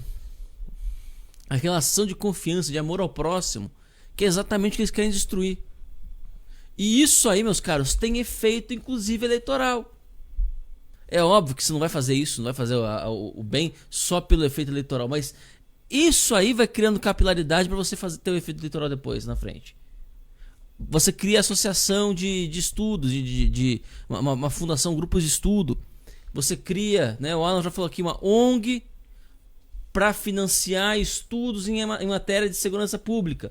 Congrega vários policiais. Você precisa de um ou 2 policiais por cidade do Brasil. Policiais, agente de segurança, né? Pode Polícia Civil, PM, Guarda Municipal, enfim. Cada um pagando R$10 de mensalidade. Porra, você tem um financiamento tremendo para pesquisa para fazer isso. Entendem? Então tem que ter isso. Isso aí é que vai gerar poder. Não é você. Olha o que foi o brasileiro. Olha o que foi a direita botar um presidente na república sem ter isso por trás. Olha o inferno que está sendo na vida desse homem. E olha o que ele está realmente conseguindo fazer. É de longe, o Bolsonaro é de longe o melhor administrador que o Brasil já teve nas últimas décadas. Mas disparado, sem nenhuma comparação. Não tem nem segundo lugar. Mas veja os meios de ação que o cara de fato tem. Se a gente tivesse feito esse trabalho de casa, tivesse feito aí essa liçãozinha de casa, olha só o que a gente ia conseguir ter feito. Olha só o que o Bolsonaro poderia ter feito nesses últimos 2 anos. Então assim, não deixa passar essa oportunidade. E não se preocupem com questões eleitorais. Porque na verdade quem manda no Brasil hoje em dia não está eleito. Então não vai fazer tanta diferença assim você botar esse ou aquele. É óbvio que entre Bolsonaro e Haddad, né? A diferença é gritante. Mesmo que o Bolsonaro sem muitos poderes, né? Ainda assim não é um Haddad, né? Mas que diferença faria, né? Quem tá mandando no Brasil hoje é o Alexandre de Moraes. Tem que parar de se preocupar com isso e passar a enxergar a médio e longo prazo. Tá certo? É isso. Quero complementar com relação a isso aí. Caso Claro. Opa. Pode falar. Pode falar assim, ó. Ô, Cássio, desculpa, Eu não Cássio. tinha visto nem que Não, ela é tinha que voltado. Desculpa aí, Alan. Não, tranquilo. É que eu cheguei a comentar no Telegram sobre isso, né? É óbvio que você tem. A primeira reação das pessoas é a seguinte: olha, de fato, puxa, será que o presidente não vai comentar nada? É um grande apoiador dele, etc. É óbvio que sentimentalmente é assim que a gente fica, né? Pô, o presidente tem que falar alguma coisa, etc. Mas acontece que isso é um problema que ele não pode solucionar. O máximo que ele pode fazer é sentar ali com o Lira e falar: e aí, Lira, o que dá para fazer aí e tal? O problema é mais embaixo aqui, né? O problema é realmente a casa legislativa que vai ficar de braço cruzado para uns, enquanto vai lutar duramente por outros. Então, quando isso acontece, o presidente, que é apenas o chefe do executivo, pode parecer apenas, mas essa é a realidade, ele não está comprando os políticos com dinheiro de financiamento de Correios, Petrobras, como outrora se fazia, né? Então, de fato, o presidente Bolsonaro não tem muita coisa para fazer, e é duro porque uma boa parte da base do presidente não está compreendendo que, olha, quer cobrar do Cássio? Beleza, isso aí realmente ele poderia fazer, ponto final, né? Ou pelo menos dar explicações mais contundentes. Mas esse caso e tantos outros, né? Eu estava vendo a live do presidente hoje, ele falando, olha, o pessoal que trabalha com segurança, né? Empresa de segurança, olha, eu não posso mexer na lei, porque senão o decreto fica inconstitucional. E se o decreto é inconstitucional, o Congresso derruba na mesma hora. Então, assim, existe uma certa, um certo burburinho com relação ao que o presidente deveria ou não fazer, que está sendo injusto, e que eu desconfio que não seja apenas uma coisa orgânica, sabe? Que não seja uma coisa assim, tipo, uma parcela da população que do nada está falando ali, o presidente está sendo frouxo, etc. Eu suspeito que isso seja organizado, né? Seja organizado na tentativa de querer enfraquecer o presidente caso ele precise tomar uma decisão mais drástica. E o Brasil se arrasta por mais de anos, isso antes do presidente ser eleito, né? O Brasil se arrasta em temas como esse que depois a gente vai comentar aí no nosso jornal, que foi o Suplicy querendo a prisão do Ratinho, né? Porque ele parece que falou alguma coisa em relação ao regime militar. Então, assim, se em algum momento o presidente precisar realmente tomar alguma decisão mais drástica no Brasil, eu não estou falando aqui de 142, intervenção militar ou coisa do tipo, qualquer postura que o presidente precise tomar para restabelecer a lei e a ordem no país, a primeira coisa que ele vai precisar é de apoio popular. Ele precisa de uma massa esclarecida. Uma massa esclarecida, em outros tempos, ocorrer por meio de universidades e jornais. Você tinha debates sérios nas universidades e você tinha jornalistas sérios nas redações. Hoje não se tem mais nada disso. Então, fujam dessa tentação de querer colocar o presidente como o salvador da pátria. É óbvio que ele pode tomar certas posições e o Brasil está se afundando cada vez mais e é ele o alvo principal, né? E eu concordo, sim, plenamente com aquelas pessoas que digam o seguinte, olha, não parece ter uma estratégia. Não parece mesmo. É muito difícil você conseguir ter uma estratégia numa situação tão... Não é uma estrutura matemática, é uma estrutura orgânica que a cada momento parece que tem um pus saindo. Cada momento tem um problema novo. Então, assim, eu não sou daqueles que falam assim, não, confia que está tudo dentro do plano. Isso, para mim, não... Essa história não vinga exatamente por causa das minhas fontes, mas essa cobrança injusta que está sendo feita com relação ao presidente da República, em relação não só ao caso do Daniel Silveira, mas a todos os problemas da República Brasileira, ela tem me soado muito como uma tentativa de querer solapar a imagem do presidente, de querer enfraquecer o presidente, de querer fazer com que cada vez mais ele fique ali perto de uma isca para poder morder o anzol e ser pego, né, pela boca. Não vejo que essa é a solução.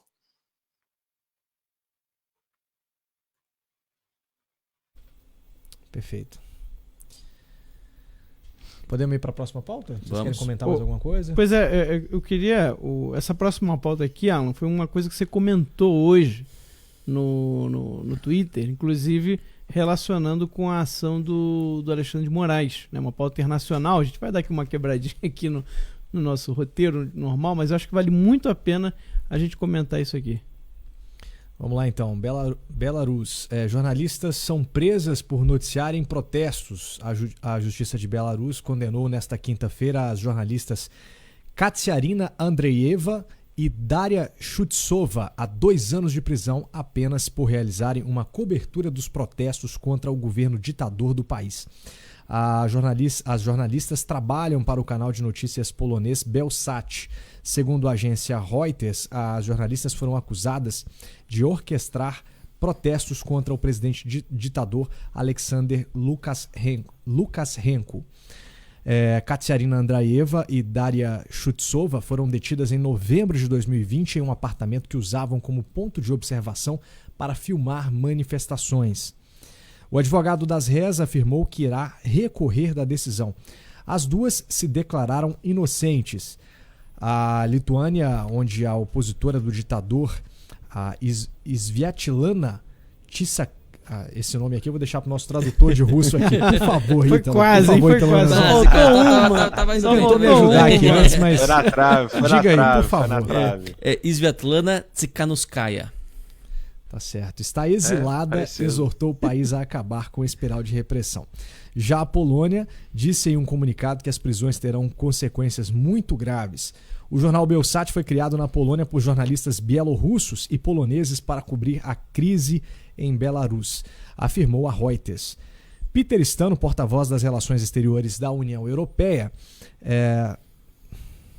condenou a ação dizendo que isso é uma vergonhosa repressão aos meios de comunicação.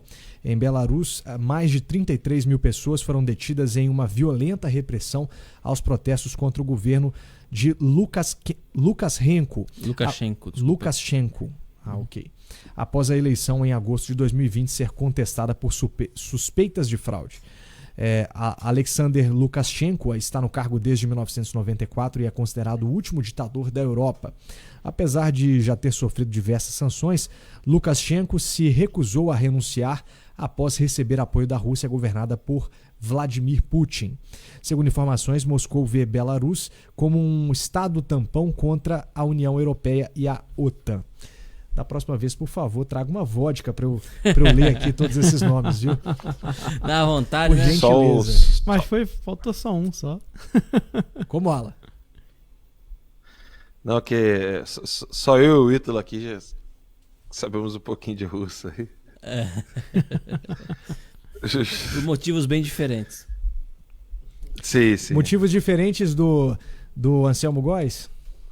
Do casual, Sim, sim, né? sim, sim. Muito... Privier. Vamos lá. Alan, queria que você comentasse esse caso aí, então, né, dessas jornalistas presas aí por noticiarem protestos. A primeira coisa que eu gostaria de comentar é que pobre dessas meninas que elas são mulheres brancas de olhos azuis, né? Porque hoje você pode pregar abertamente a morte de homens e mulheres brancas. Né? O que você não pode é falar a mesma coisa com relação a negros, aí é racismo. Mas quando é com relação a branco, é dívida histórica. Então o movimento feminista não vai levantar um dedo com relação a essas mulheres. Os jornalistas brasileiros não vão falar uma única vírgula, porque para eles isso é lindo e maravilhoso. Né? E elas são brancas. Né? Se fossem negras, se fossem da África, imigrantes, aí nós já teríamos mulheres colocando os peitos de fora nas redações dos jornais, o pessoal ia estar colocando imagens sacras no órgão escritor e por aí vai. Né? Então, assim, esse é o absurdo que nós chegamos no Brasil. As pessoas precisam saber primeiro qual é a pauta que está sendo seguida por aquela pessoa que está sendo vilipendiada, para depois pensar se aquele vilipêndio é algo que deve ser combatido ou não. Né? Ou seja, quem está sendo estuprada? Quem está sendo estuprada é uma branca. Então não tem problema não. Né? Aí não se fala contra o estupro. Né? Quem é o estuprador? Quem é o assediador? É um ator da Globo. Então não tem problema nenhum.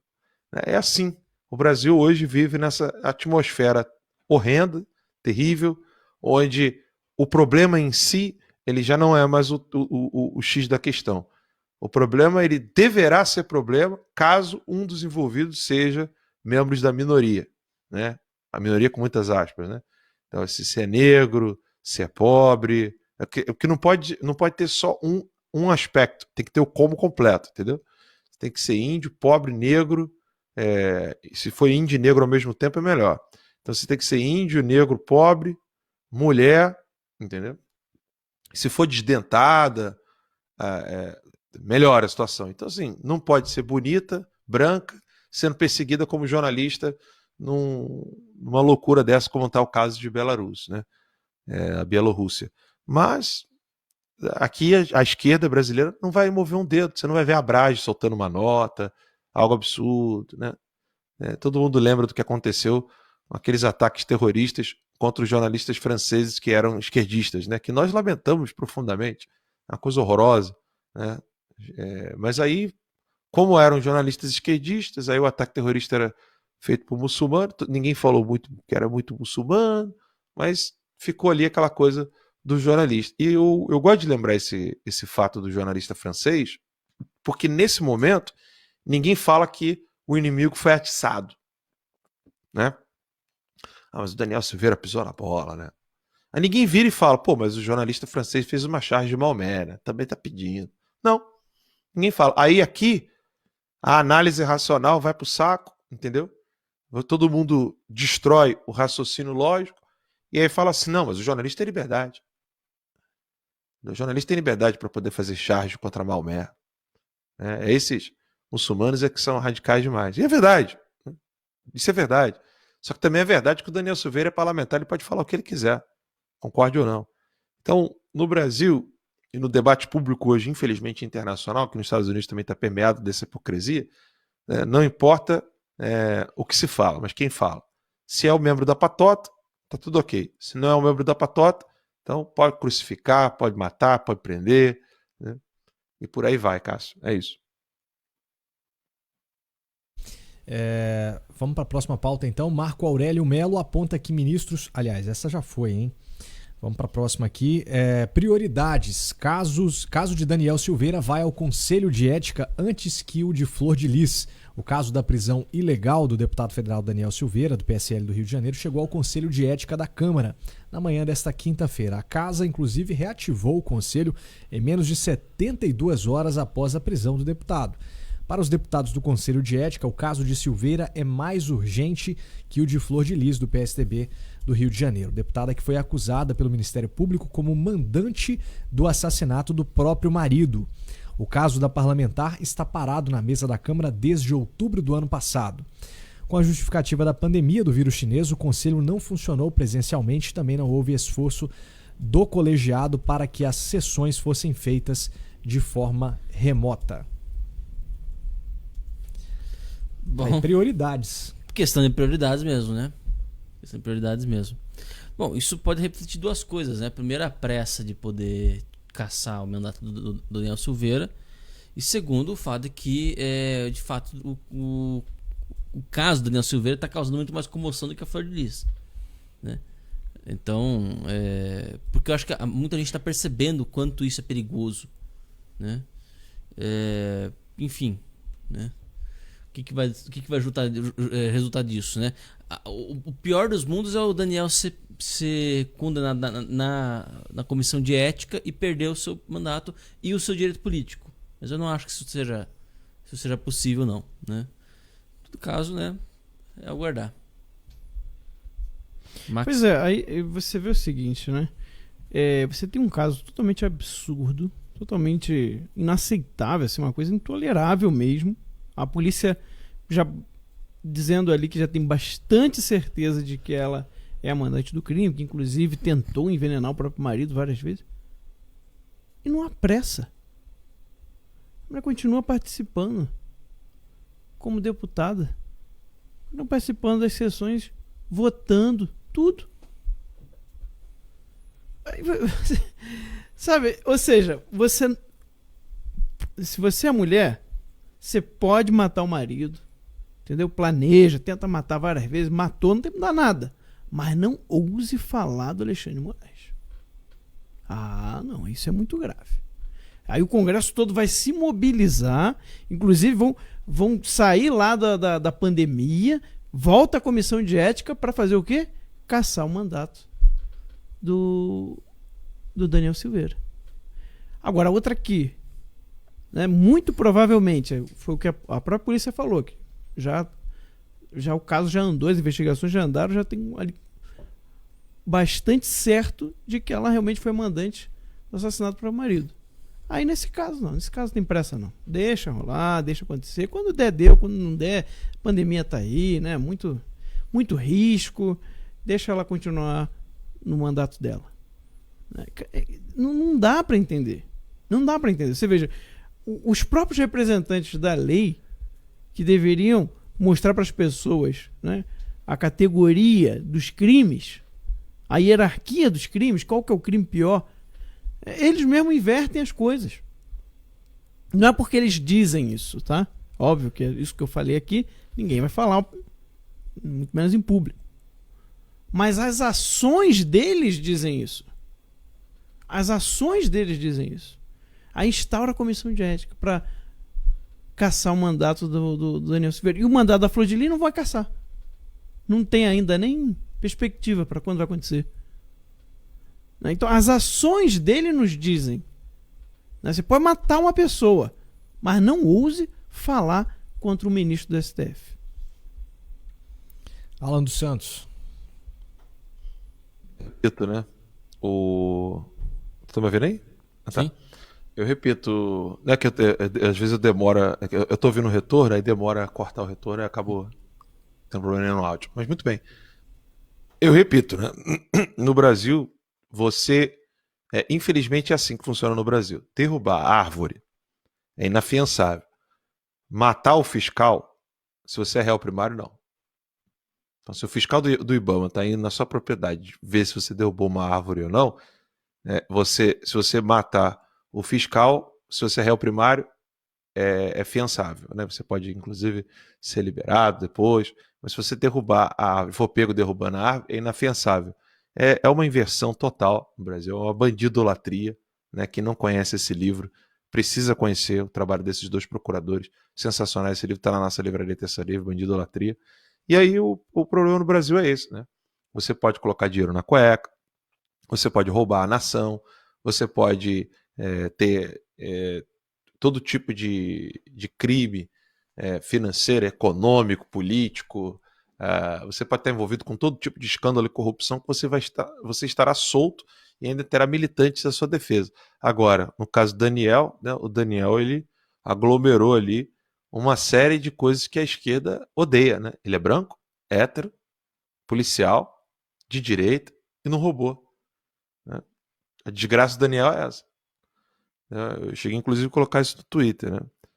Eu botei assim, o problema dele é que ele é hétero, branco, policial e de direita. Se fosse ladrão, índio, gay, hétero, negro, esquerdista e bandido, já teria advogado de jati mesmo que ele tentasse esfaquear um candidato a presidente. É isso, Cássio. Perfeito. Não, e para que não reste dúvidas, tá? Como eu já disse aqui algumas vezes, tá? Existem limites, sim, para a imunidade parlamentar, né? Os limites são crimes inafiançáveis. A Constituição deixa claro isso no seu artigo 53, parágrafo 2º, né? O parlamentar será preso, não será preso sem autorização do Congresso, salvo em flagrante de crime inafiançável. Ou seja, tem que ter um flagrante e o crime tem que ser inafiançável. Então, essas duas condições precisam ser compreendidas. Bom, o que são os crimes inafiançáveis? Tá? Racismo, a prática do racismo é inafiançável. A tortura é inafiançável. Os crimes hediondos, de modo geral, são inafiançáveis. O tráfico de drogas é inafiançável. Nem apologia ao tráfico de drogas, tá? Então, ainda que tivesse feito apologia ao tráfico de drogas no seu vídeo, não conta. Tem que ser tráfico de drogas mesmo. O terrorismo, e de novo, não é apologia ao terrorismo, é o ato do terrorismo, né? E aí, ó, importante aqui, hein? A ação de grupos armados, civis ou militares, contra a ordem constitucional e o Estado democrático. A ação e não a apologia da ação. Então, ainda que se admita a tese, que já é frágil, só você assistir o vídeo, ainda que se admita a tese de que o Daniel Silveira tenha feito algum tipo de cometido algum tipo de apologia ao AI-5, eu volto a dizer, é frágil, né? Ainda que se admita a tese, mesmo assim a sua prisão foi ilegal. Ah, mas eu quero que o Daniel esteja preso. Eu acho que ele merece. Assim, sim, Lírio do Vale, é direito seu achar isso.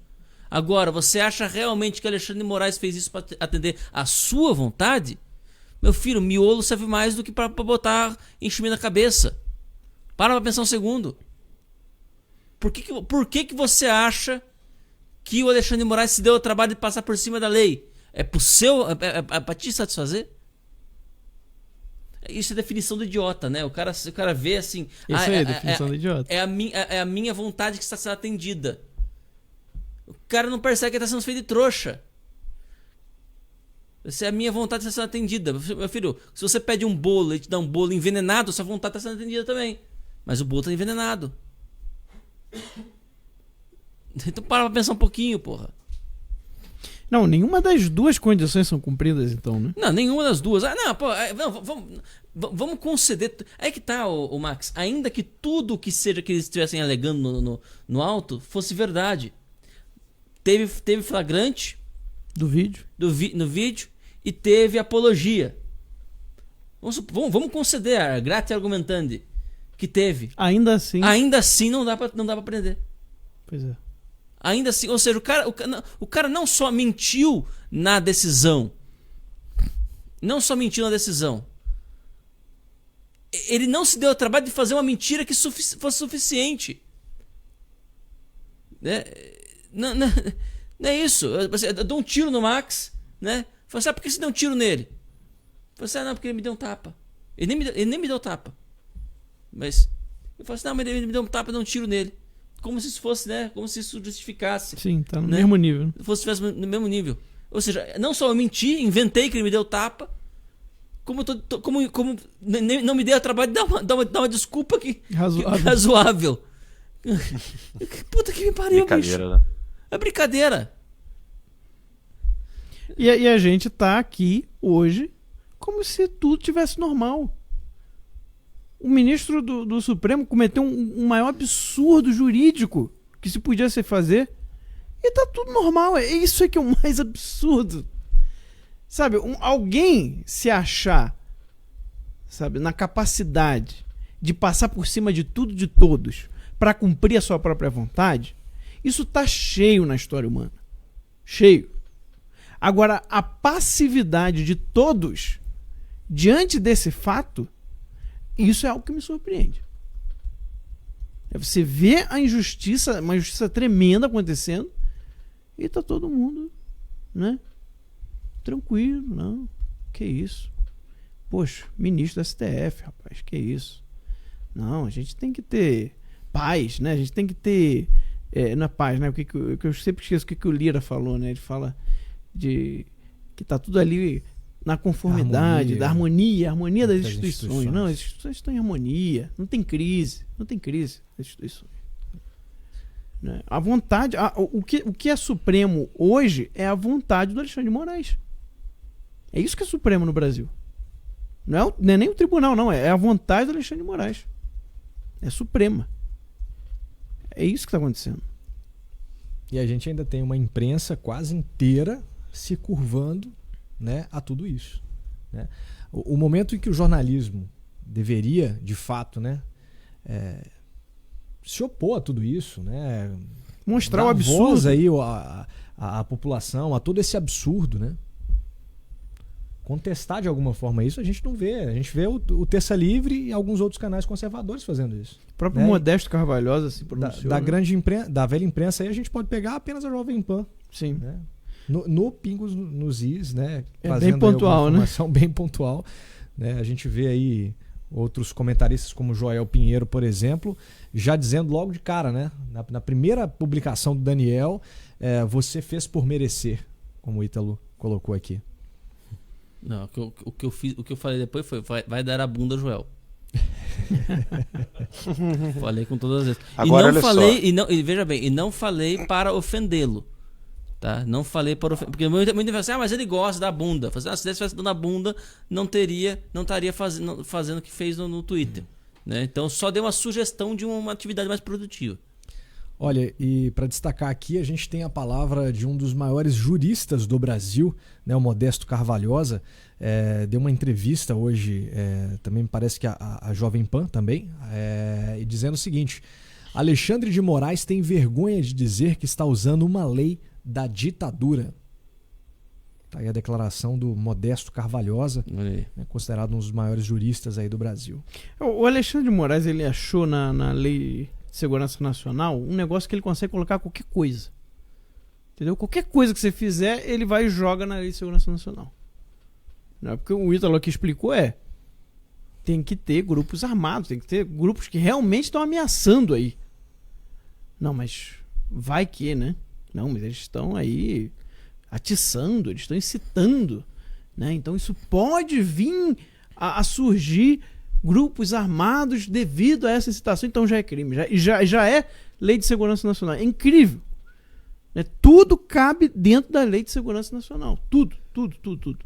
O Alexandre de Moraes devia ser aquele garoto, né, que quando jogava videogame com os amigos, aquele videogame de luta, né, ele descobriu um macete, sabe, descobria aquele chatão. O golpe, aquele é o chatão, né? E ficava apelando, só ficava fazendo aquilo, só porque era a única coisa que ele sabia fazer e ganhava. Pois é isso. Ou é o cara que é o dono da bola e quando perde o jogo, ele, né, quando o time tá perdendo, pega a bola e ele vai pra casa. Olha, né? ele manda um embora. Ele manda embora. Não, você não pode jogar, não. Senão leva a bola. Bem assim mesmo. Bom, vamos prosseguir aqui. Tem mais sobre esse caso aí do Daniel Silveira. Opa, Alan, pode dizer. Desculpa. Não, eu só preciso insistir nessa situação de que num ambiente como esse, pessoal, é de extrema urgência, é de extrema importância que nós tenhamos um meio de comunicação que esclareça às pessoas o que realmente está acontecendo, para que as pessoas, elas sim, possam tomar a decisão do que elas querem fazer com o país. Não compete a nós, jornalistas, dizer o que a população precisa fazer. Nós nunca fizemos do nosso jornal uma promoção, ou melhor, ditando regra se o Brasil precisa continuar com república, voltar com monarquia, se o Brasil precisa ser parlamentarista. Emitimos as nossas opiniões aqui e deixamos que vocês tomem as suas decisões.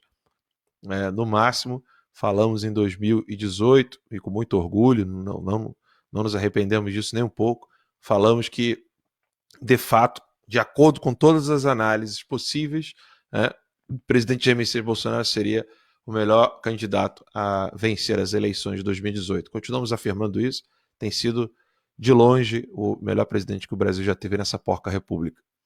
Um jornalismo como esse, ele precisa existir. Nós estamos aqui agora passando por uma dificuldade muito grande.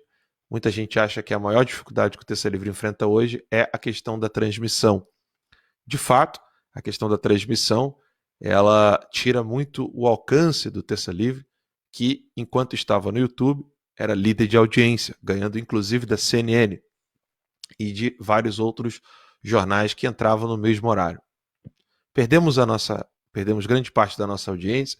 Estamos fazendo o nosso streaming agora no Facebook, no Twitter não está, mas amanhã estará. A gente está tentando utilizar todo meio de streaming possível, aqui no Instagram, no Facebook, amanhã a gente vai colocar no Twitch. Estamos tentando aqui driblar esse problema até que a justiça brasileira queira se impor e não deixar mais o Google continuar peitando a lei brasileira. O Google, que já foi decisão do desembargador, decisão do Tribunal de Justiça de São Paulo, desembargador não, melhor dizendo, decisão do Tribunal de Justiça de São Paulo, onde obriga o YouTube a devolver os canais do Terça Livre. Estamos aí aguardando. Entretanto, preste muita atenção e eu preciso que você, inclusive, corte esse trecho, envie para os seus amigos. O maior problema que o Terça Livre está passando nesse exato momento chama-se renovação das assinaturas dos nossos clientes ou novos clientes que queiram assinar o Terça Livre. Nós sofremos um cancelamento, esse é o termo, onde nós perdemos a nossa plataforma de pagamento. Por quê? Né? Eles decidiram assim: vocês não vão entrar na justiça? Vamos lutar contra tudo e todos que estão tentando destruir a nossa empresa dentro da lei e dentro da justiça. Estamos aqui lutando contra o Google, é uma batalha de cada vez, né? São 2 advogados, tem mais um advogado em Brasília, 2 advogados, um em São Paulo e um no Rio de Janeiro. 3 advogados que ficam aí se revezando para a gente poder fazer um trabalho bem feito, porque se a gente perde na justiça também é propaganda contrária ao terça livre. Então, quando a gente entra para o ringue para vencer essa batalha por vocês. A gente já está fazendo isso. Mas nesse exato momento, o que a gente precisa vencer não é essa questão da justiça. O que a gente precisa é pagar as nossas contas. A gente precisa manter o ritmo de investimento que nós estávamos quando a gente começou a fazer a reforma do nosso estúdio, começou a mudar a estrutura do Terça Livre. Vocês estão vendo que até o software que nós estamos utilizando para a transmissão é melhor do que o anterior. Aos poucos a gente está melhorando uma série de coisas no Terça Livre e nós perdemos a nossa base de assinantes. Como assim? Como assim o Terça Livre perdeu a base de assinantes? A empresa que fazia com que o intermédio entre nós e vocês que utilizavam seu cartão de crédito ali para assinar o Terça Livre Escola, Terça Livre Academia, revista, diário ou Terça Livre Premium, essa empresa virou e falou assim: nós não queremos mais ter vocês aqui, se virem aí para falar com a sua base. Nós não temos esse contato com essa base. Uma semana atrás, o que nós fizemos? Pessoal, nós precisamos coletar o e-mail de vocês, indicamos o link, o pessoal foi lá, preencheu o e-mail e agora a gente precisa com que essas pessoas que assinaram os e-mails, vejam só, eu não preciso nem que você fale com pessoas que não estão dentro do nosso público. Simplesmente fale com pessoas do nosso público. Nós precisamos da sua ajuda para divulgar. Simplesmente para divulgar esse produto que nós criamos, que é o Terça Livre Juntos, onde nós estamos oferecendo simplesmente tudo que o Terça Livre tem. Não há um único produto de fora.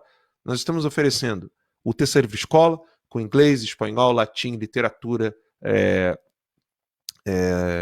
filosofia.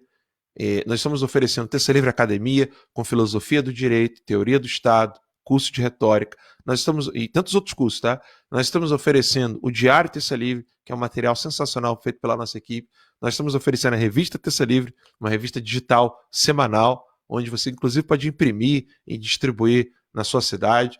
Nós estamos oferecendo a Masterclass, a última Masterclass que nós tivemos foi com o ministro Ernesto Araújo. Qual curso que te oferece todos esses materiais por apenas R$ 39,90, né? É um pastel e uma Coca-Cola por semana. Então, boa parte do nosso público ainda não entendeu que o que mais nos afetou até agora foi, de fato, perder a plataforma de pagamento. Conseguimos uma outra plataforma de pagamento, né? Lutamos aí com unhas e dentes para poder oferecer a vocês o melhor conteúdo que nós temos, dar o nosso melhor, dia e noite, cansado ou não, gripado ou não, estamos aqui para trazer o melhor da informação para você. Além da informação, o conhecimento que é tão necessário para a gente poder lutar pelo nosso país. Não somos candidatos a nada, não queremos nos candidatar, não queremos entrar na política eleitoral, nós só queremos fazer esse trabalho no jornalismo porque existia esse vácuo e há 6 anos atrás, vai completar 7 de novembro, nós queríamos fazer a nossa parte para poder ajudar na reconstrução do país dos nossos filhos. De lá para cá, né, casamos, o Max casou, Cássio casou, eu casei, tivemos filhos e estamos aqui lutando pelo nosso país. Estamos fazendo a nossa parte. Contamos com você que pode fazer parte conosco nessa batalha, seja divulgando o Terça Livre Juntos, seja assinando o Terça Livre Juntos. Então, entenda, perdeu o YouTube, sim, foi um duro golpe contra o Terça Livre, mas é um golpe de eco. Vocês podem substituir nesse momento de modo temporário, né, o eco que o YouTube nos dava. Você pode ser essa caixa de ressonância e falar com seus amigos no grupo de WhatsApp, no grupo de Telegram. Gente, quem aí já assinou o Terça Livre Juntos? Pessoal, você já assinava o Terça Livre Escola? Eu já assinava. Então, você já assinava o Terça Livre Academia? Eu já assinava. Você assinava o Terça Livre Premium? Eu já assinava. Corre, vai lá para o Terça Livre Juntos. Vamos renovar a nossa assinatura porque o Terça Livre perdeu a sua base de assinantes, né? Qualquer dúvida que você queira tirar, você pode procurar no suporte@tecalivre.com.br, né? Preenche lá os seus dados no tercalivrejuntos.com.br. Faça sua assinatura ainda hoje. Eu tenho certeza que você não irá se arrepender. Não é doação. Muita gente fala, faz uma vaquinha, uma doação. Não, nós temos produtos bons para vender para vocês. O que nós queremos é oferecer esse produto maravilhoso para pessoas que querem consumir esse produto. E nós temos certeza que várias pessoas querem consumir esse produto. Nós estamos agora aqui com... Deixa eu dar uma olhadinha aqui. Nós estamos aqui com um total de 6.622 assinantes. Com 9.000 assinantes, nós perdemos 20.000 assinantes. Com 9.000 assinantes, nós conseguimos recuperar a empresa e tocar o barco. Vocês não vão ouvir a gente falar de assinatura nem tão cedo, né? Porque a gente tem mais o que falar aqui. A gente tem muito assunto para tratar. Mas sem esses 9.000, nós ficamos comprometidos. Nós estamos numa construção de um estúdio, estamos contratando pessoas novas, estamos ampliando a equipe, né? E nós não podemos mandar essas pessoas para cá. Nós acreditamos que existem 9.000 pessoas que queiram fazer parte desse projeto de jornalismo que o Terça Livre faz e calar a boca desses canceladores, né? Esses canceladores que são milionários, que têm as suas empresas, que poderiam muito bem deixar o Terça Livre lá, não quiseram ter dor de cabeça e chutaram a nossa empresa de lá. Então eu acredito profundamente que existem 9.000 pessoas que queiram um jornalismo sério e verdadeiro com o Terça Livre. E eu repito, esse é o único problema que nós estamos enfrentando hoje no Terça Livre. O problema de transmissão pode ser, a gente pode fazer o nosso malabarismo, bota no site, bota no Facebook, bota no Twitch, bota no Twitter, bota numa outra plataforma, whatever, né? Entra na justiça, ganha do Google, tudo isso a gente consegue resolver com o tempo. O que a gente não consegue resolver com o tempo é a recuperação financeira da empresa. Eles descobriram que dessa maneira eles poderiam golpear o Terça Livre. Repito, isso daqui não é um pedido de doação. Você vai receber um conteúdo maravilhoso. Terça Livre Escola, Terça Livre Academia, Diário Terça Livre, Revista Terça Livre, Masterclass. Tudo isso por apenas R$ 39,90 por mês. Corre lá, faça sua assinatura. Eu queria muito terminar logo com isso, tipo hoje, acabar com isso aqui hoje. Quantas pessoas estão nos assistindo em várias redes sociais? Então vamos lá, a gente precisa de pouco mais de 2.400, 2.300 assinantes para poder matar esse problema e a gente ficar sem sufoco, sem dificuldade financeira, para poder continuar tocando o barco. Nós contamos com vocês. Eu tenho certeza que nós vamos encontrar essas 9.000 pessoas que estão aí do outro lado da câmera, que queira manter um jornalismo sério e honesto. Tá bom? Então não perca essa oportunidade e assina ainda hoje, assina agora, né? Vai lá, para a live aqui rapidinho, dá uma corrida, abre uma nova aba aqui no computador, bota ali tercalivrejuntos.com.br. 6.622 assinantes recuperados. A gente precisa bater 9.000, galera. Divulgue isso aí com seus grupos, tá bom? Obrigado. Isso aí. Isso aí, Alan. Vamos para a próxima notícia aqui. Suplicy defende prisão de Ratinho após apresentador apoiar intervenção militar. O vereador Eduardo Suplicy, do PT de São Paulo, afirmou que o apresentador Carlos Massa, o Ratinho, deveria ser preso após defender uma intervenção militar no Brasil. O petista comparou as declarações de Ratinho com as do deputado federal Daniel Silveira, do PSL do Rio. Abre aspas aí. Por suas declarações em favor da ditadura militar, Ratinho está a merecer punição semelhante à do deputado Daniel Silveira. Por 11-0, o STF decidiu que ele deve estar preso, escreveu Eduardo Suplicy, fecha aspas aí pro Suplicy, né, em seu perfil no Twitter.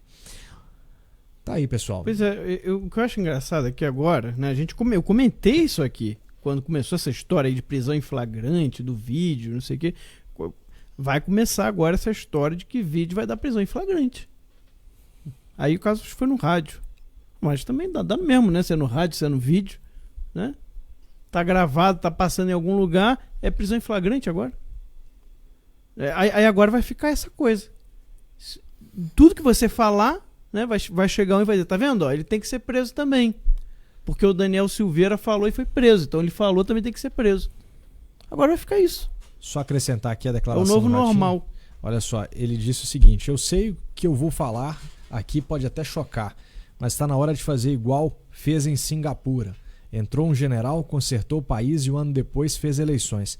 Mas primeiro consertou, chamou todos os denunciados e disse: vocês têm 24 horas para deixar o país ou serão fuzilados. Limpou Singapura. Disparou aí o apresentador Ratinho, que inclusive eu estava lendo aqui também que o Eduardo Suplicy, o petista, também convidou o apresentador para um debate. Eduardo Suplicy, bicho. o cara teve um AVC em algum momento. Sabe que ele vai debater com o Ratinho? Renda mínima. Ele ia falar isso agora.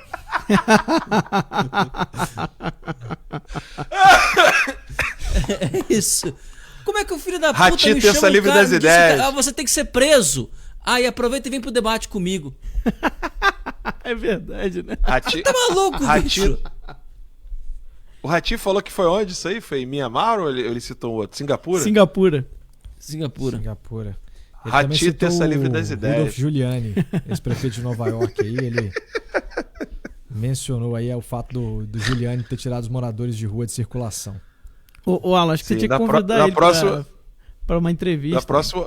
Na próxima o Ratinho vai falar do Putin aí, cara. Cara, essa história vai ficar... Meu Jesus. Olha, agora falando sério, gente. Eu tô muito preocupado com o andar da carruagem. Tenho conversado com alguns deputados. O Brasil, ele tá caminhando para uma situação onde ninguém terá controle da situação. Desculpa ficar aqui repetindo as palavras, é que realmente me faltam palavras diante da gravidade do assunto. Nós estamos caminhando para uma direção onde ninguém terá controle da situação. Esse pessoal está brincando com fogo. Eles acham que eu, o Ítalo, o Max, o Cássio, a equipe do Terceiro Livre tem controle sobre a população e é por isso que nós estamos incitando o ódio contra a Suprema Corte. Isso é uma loucura tão grande. Porque se eu tivesse controle sobre a população, eu não estaria aqui desesperado para bater 9 mil assinantes. Eu já teria 20 mil assinantes. Né? Se eu tivesse controle da população como eles falam que a gente tem.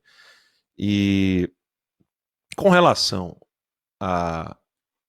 ao desânimo da população, a ira, a tristeza da população de ver a sua linda bandeira sendo vilipendiada dessa maneira, a Constituição sendo rasgada, o país onde todo mundo cresceu ali, pelo menos quem é da década de 80, ali no início de 90, cresceu cantando o hino nacional, colocando a mãozinha no ombro do coleguinha, aprendendo a amar o país, quem cresceu ali assistindo a Ayrton Senna, chorando com a bandeira do Brasil, né?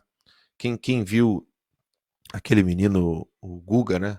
Do tênis, nosso país jogando em Roland Garros, né? Um país que não tem tênis, um país que joga futebol num chão, como é que a gente fala? Chão batido.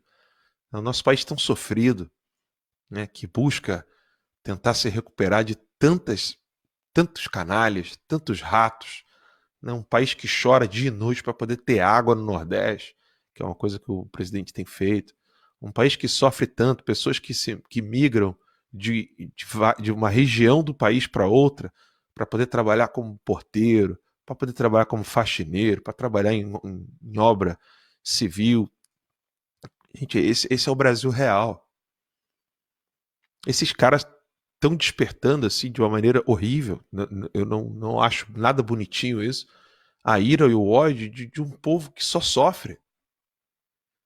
O Ratinho, quando ele fala isso aí, ele não está falando como cientista político. O Ratinho está falando ali, a gente sabe que o Ratinho ele fala com o coração mesmo. E esse é o grande sucesso do Ratinho. Pense você que o Ratinho ele é o que é porque ele botou uma menina bonitinha ali, um anão, um negócio. Não, o Ratinho ele é o povão. O Brasil do Ratinho é o Brasil do povão, não é o Brasil do BBB. Você consegue entender essa diferença? Vejam que o Brasil do Ratinho é o Brasil da favela. É o Brasil da periferia, é o Brasil real. O Ratinho falando aqui dali, ele está falando aquilo que ele falaria no churrasco com os amigos. Nós aqui é que temos que ter todo o cuidado do mundo, porque a gente está fazendo análise. Nós somos analistas políticos aqui. Agora o Ratinho está falando com o coração, gente. Ratinho está simplesmente dizendo, ó, gente, não dá mais. Desse jeito não dá. Pelo amor de Deus, alguém faça alguma coisa. Vocês acham mesmo que um país que começa a ter uma série de problemas como esse, desrespeitando coisas sérias, veja que aqui a gente não está falando de um deputado que estacionou em local proibido. Nós não estamos falando aqui de um político que simplesmente está em conluio com o narcotráfico e por isso o STF está mandando prender. Não, gente. O que a gente está enfrentando agora é a coisa mais abjeta do mundo. A mesma Suprema Corte que manda soltar André do Rap. Inclusive me mandaram uma lista no Telegram, um seguidor que me segue lá no canal no Telegram, ele me mandou uma lista e eu coloquei essa lista. Eu vou ler aqui para vocês, né? Veja só. André do Rap, solto. José Disseu, solto. Lula, solto. Flordelli, solto. Chico Rodrigues, solto. Renato Duque, solto. Delúbio Soares, solto. João Santana, solto. Paulo Roberto Costa, solto. André Vargas, solto. Léo Pinheiro, solto. Pedro Correia, solto. Gedel, solto. Renan, solto. Aécio, solto. Serra. Não, perdão. Aqui Renan, engavetado. Aécio, engavetado. Serra, engavetado. Temer, engavetado. Alckmin, engavetado. Manteiga, engavetado. Maia, engavetado. Hoffmann, engavetado. Eunício, engavetado. Padilha, engavetado. Moreira Franco, engavetado. Jacques Wagner, engavetado. Daniel Silveira, preso. Gente, não dá para a população olhar uma coisa dessa e simplesmente não ficar revoltada.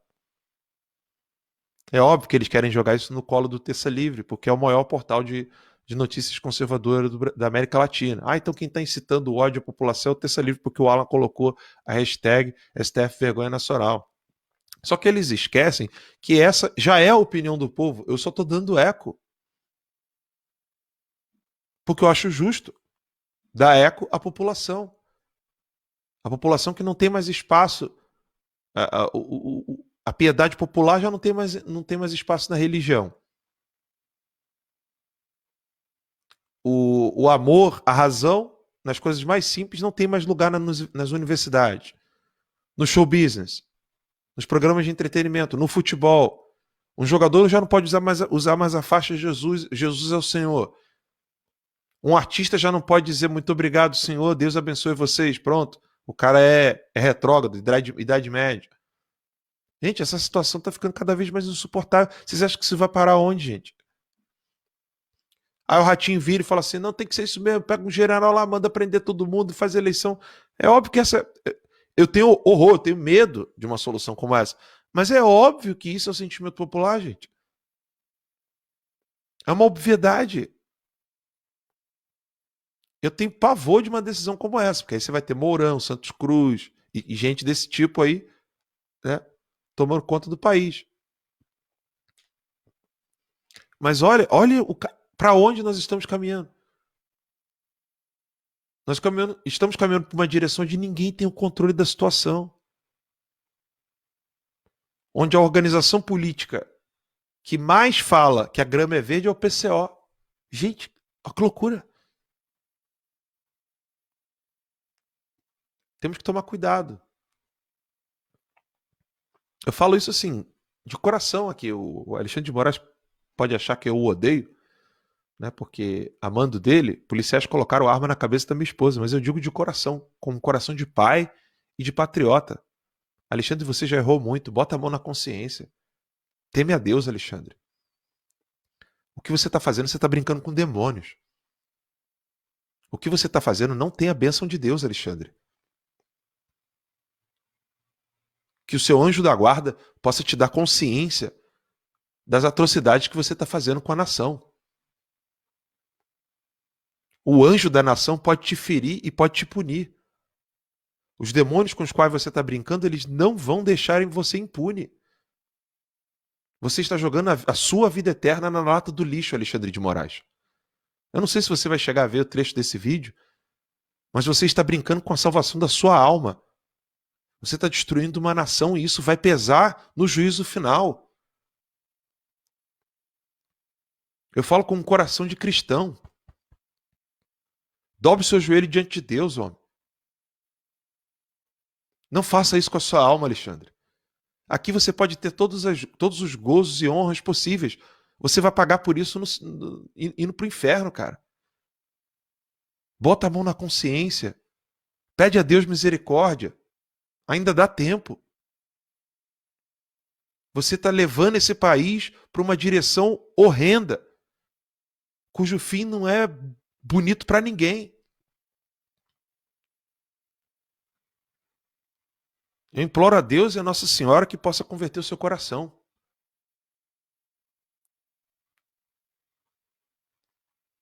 E te perdoo por tudo que você fez pela minha família. Desde que você queira se arrepender.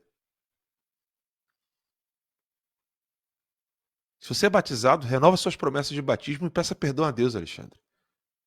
Pare de fazer o que você está fazendo. Você está brincando com forças que você não conhece. Isso é muito sério.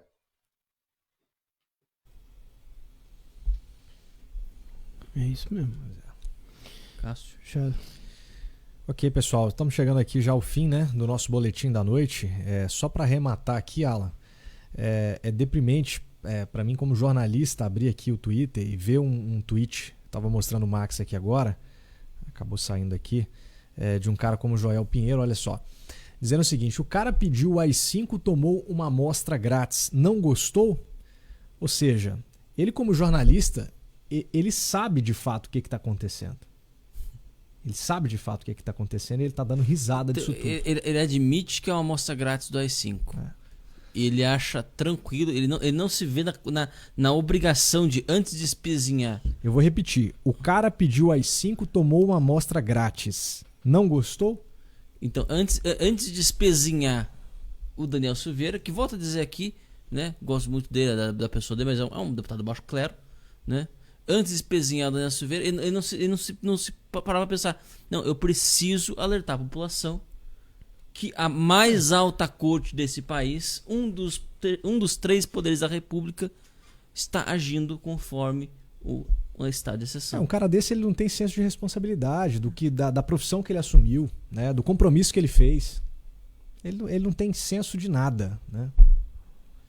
Olha, eu não sei se o João Pinheiro é pai, mas eu não sei que tipo de educação ele dá pros filhos dele, cara, na boa. Enfim.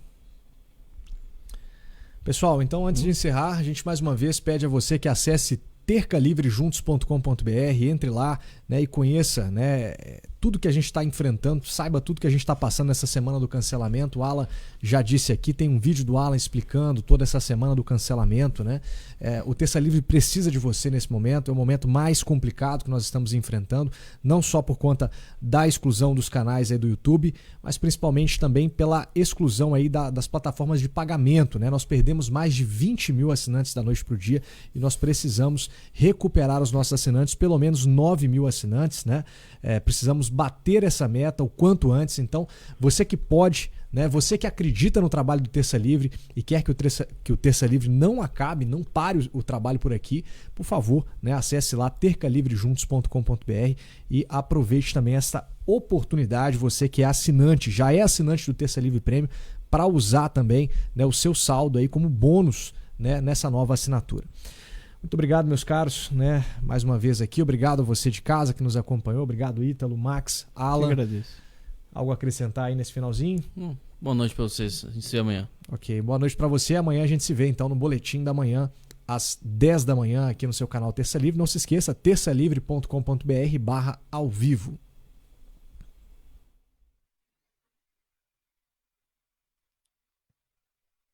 A vinheta não tocou, não.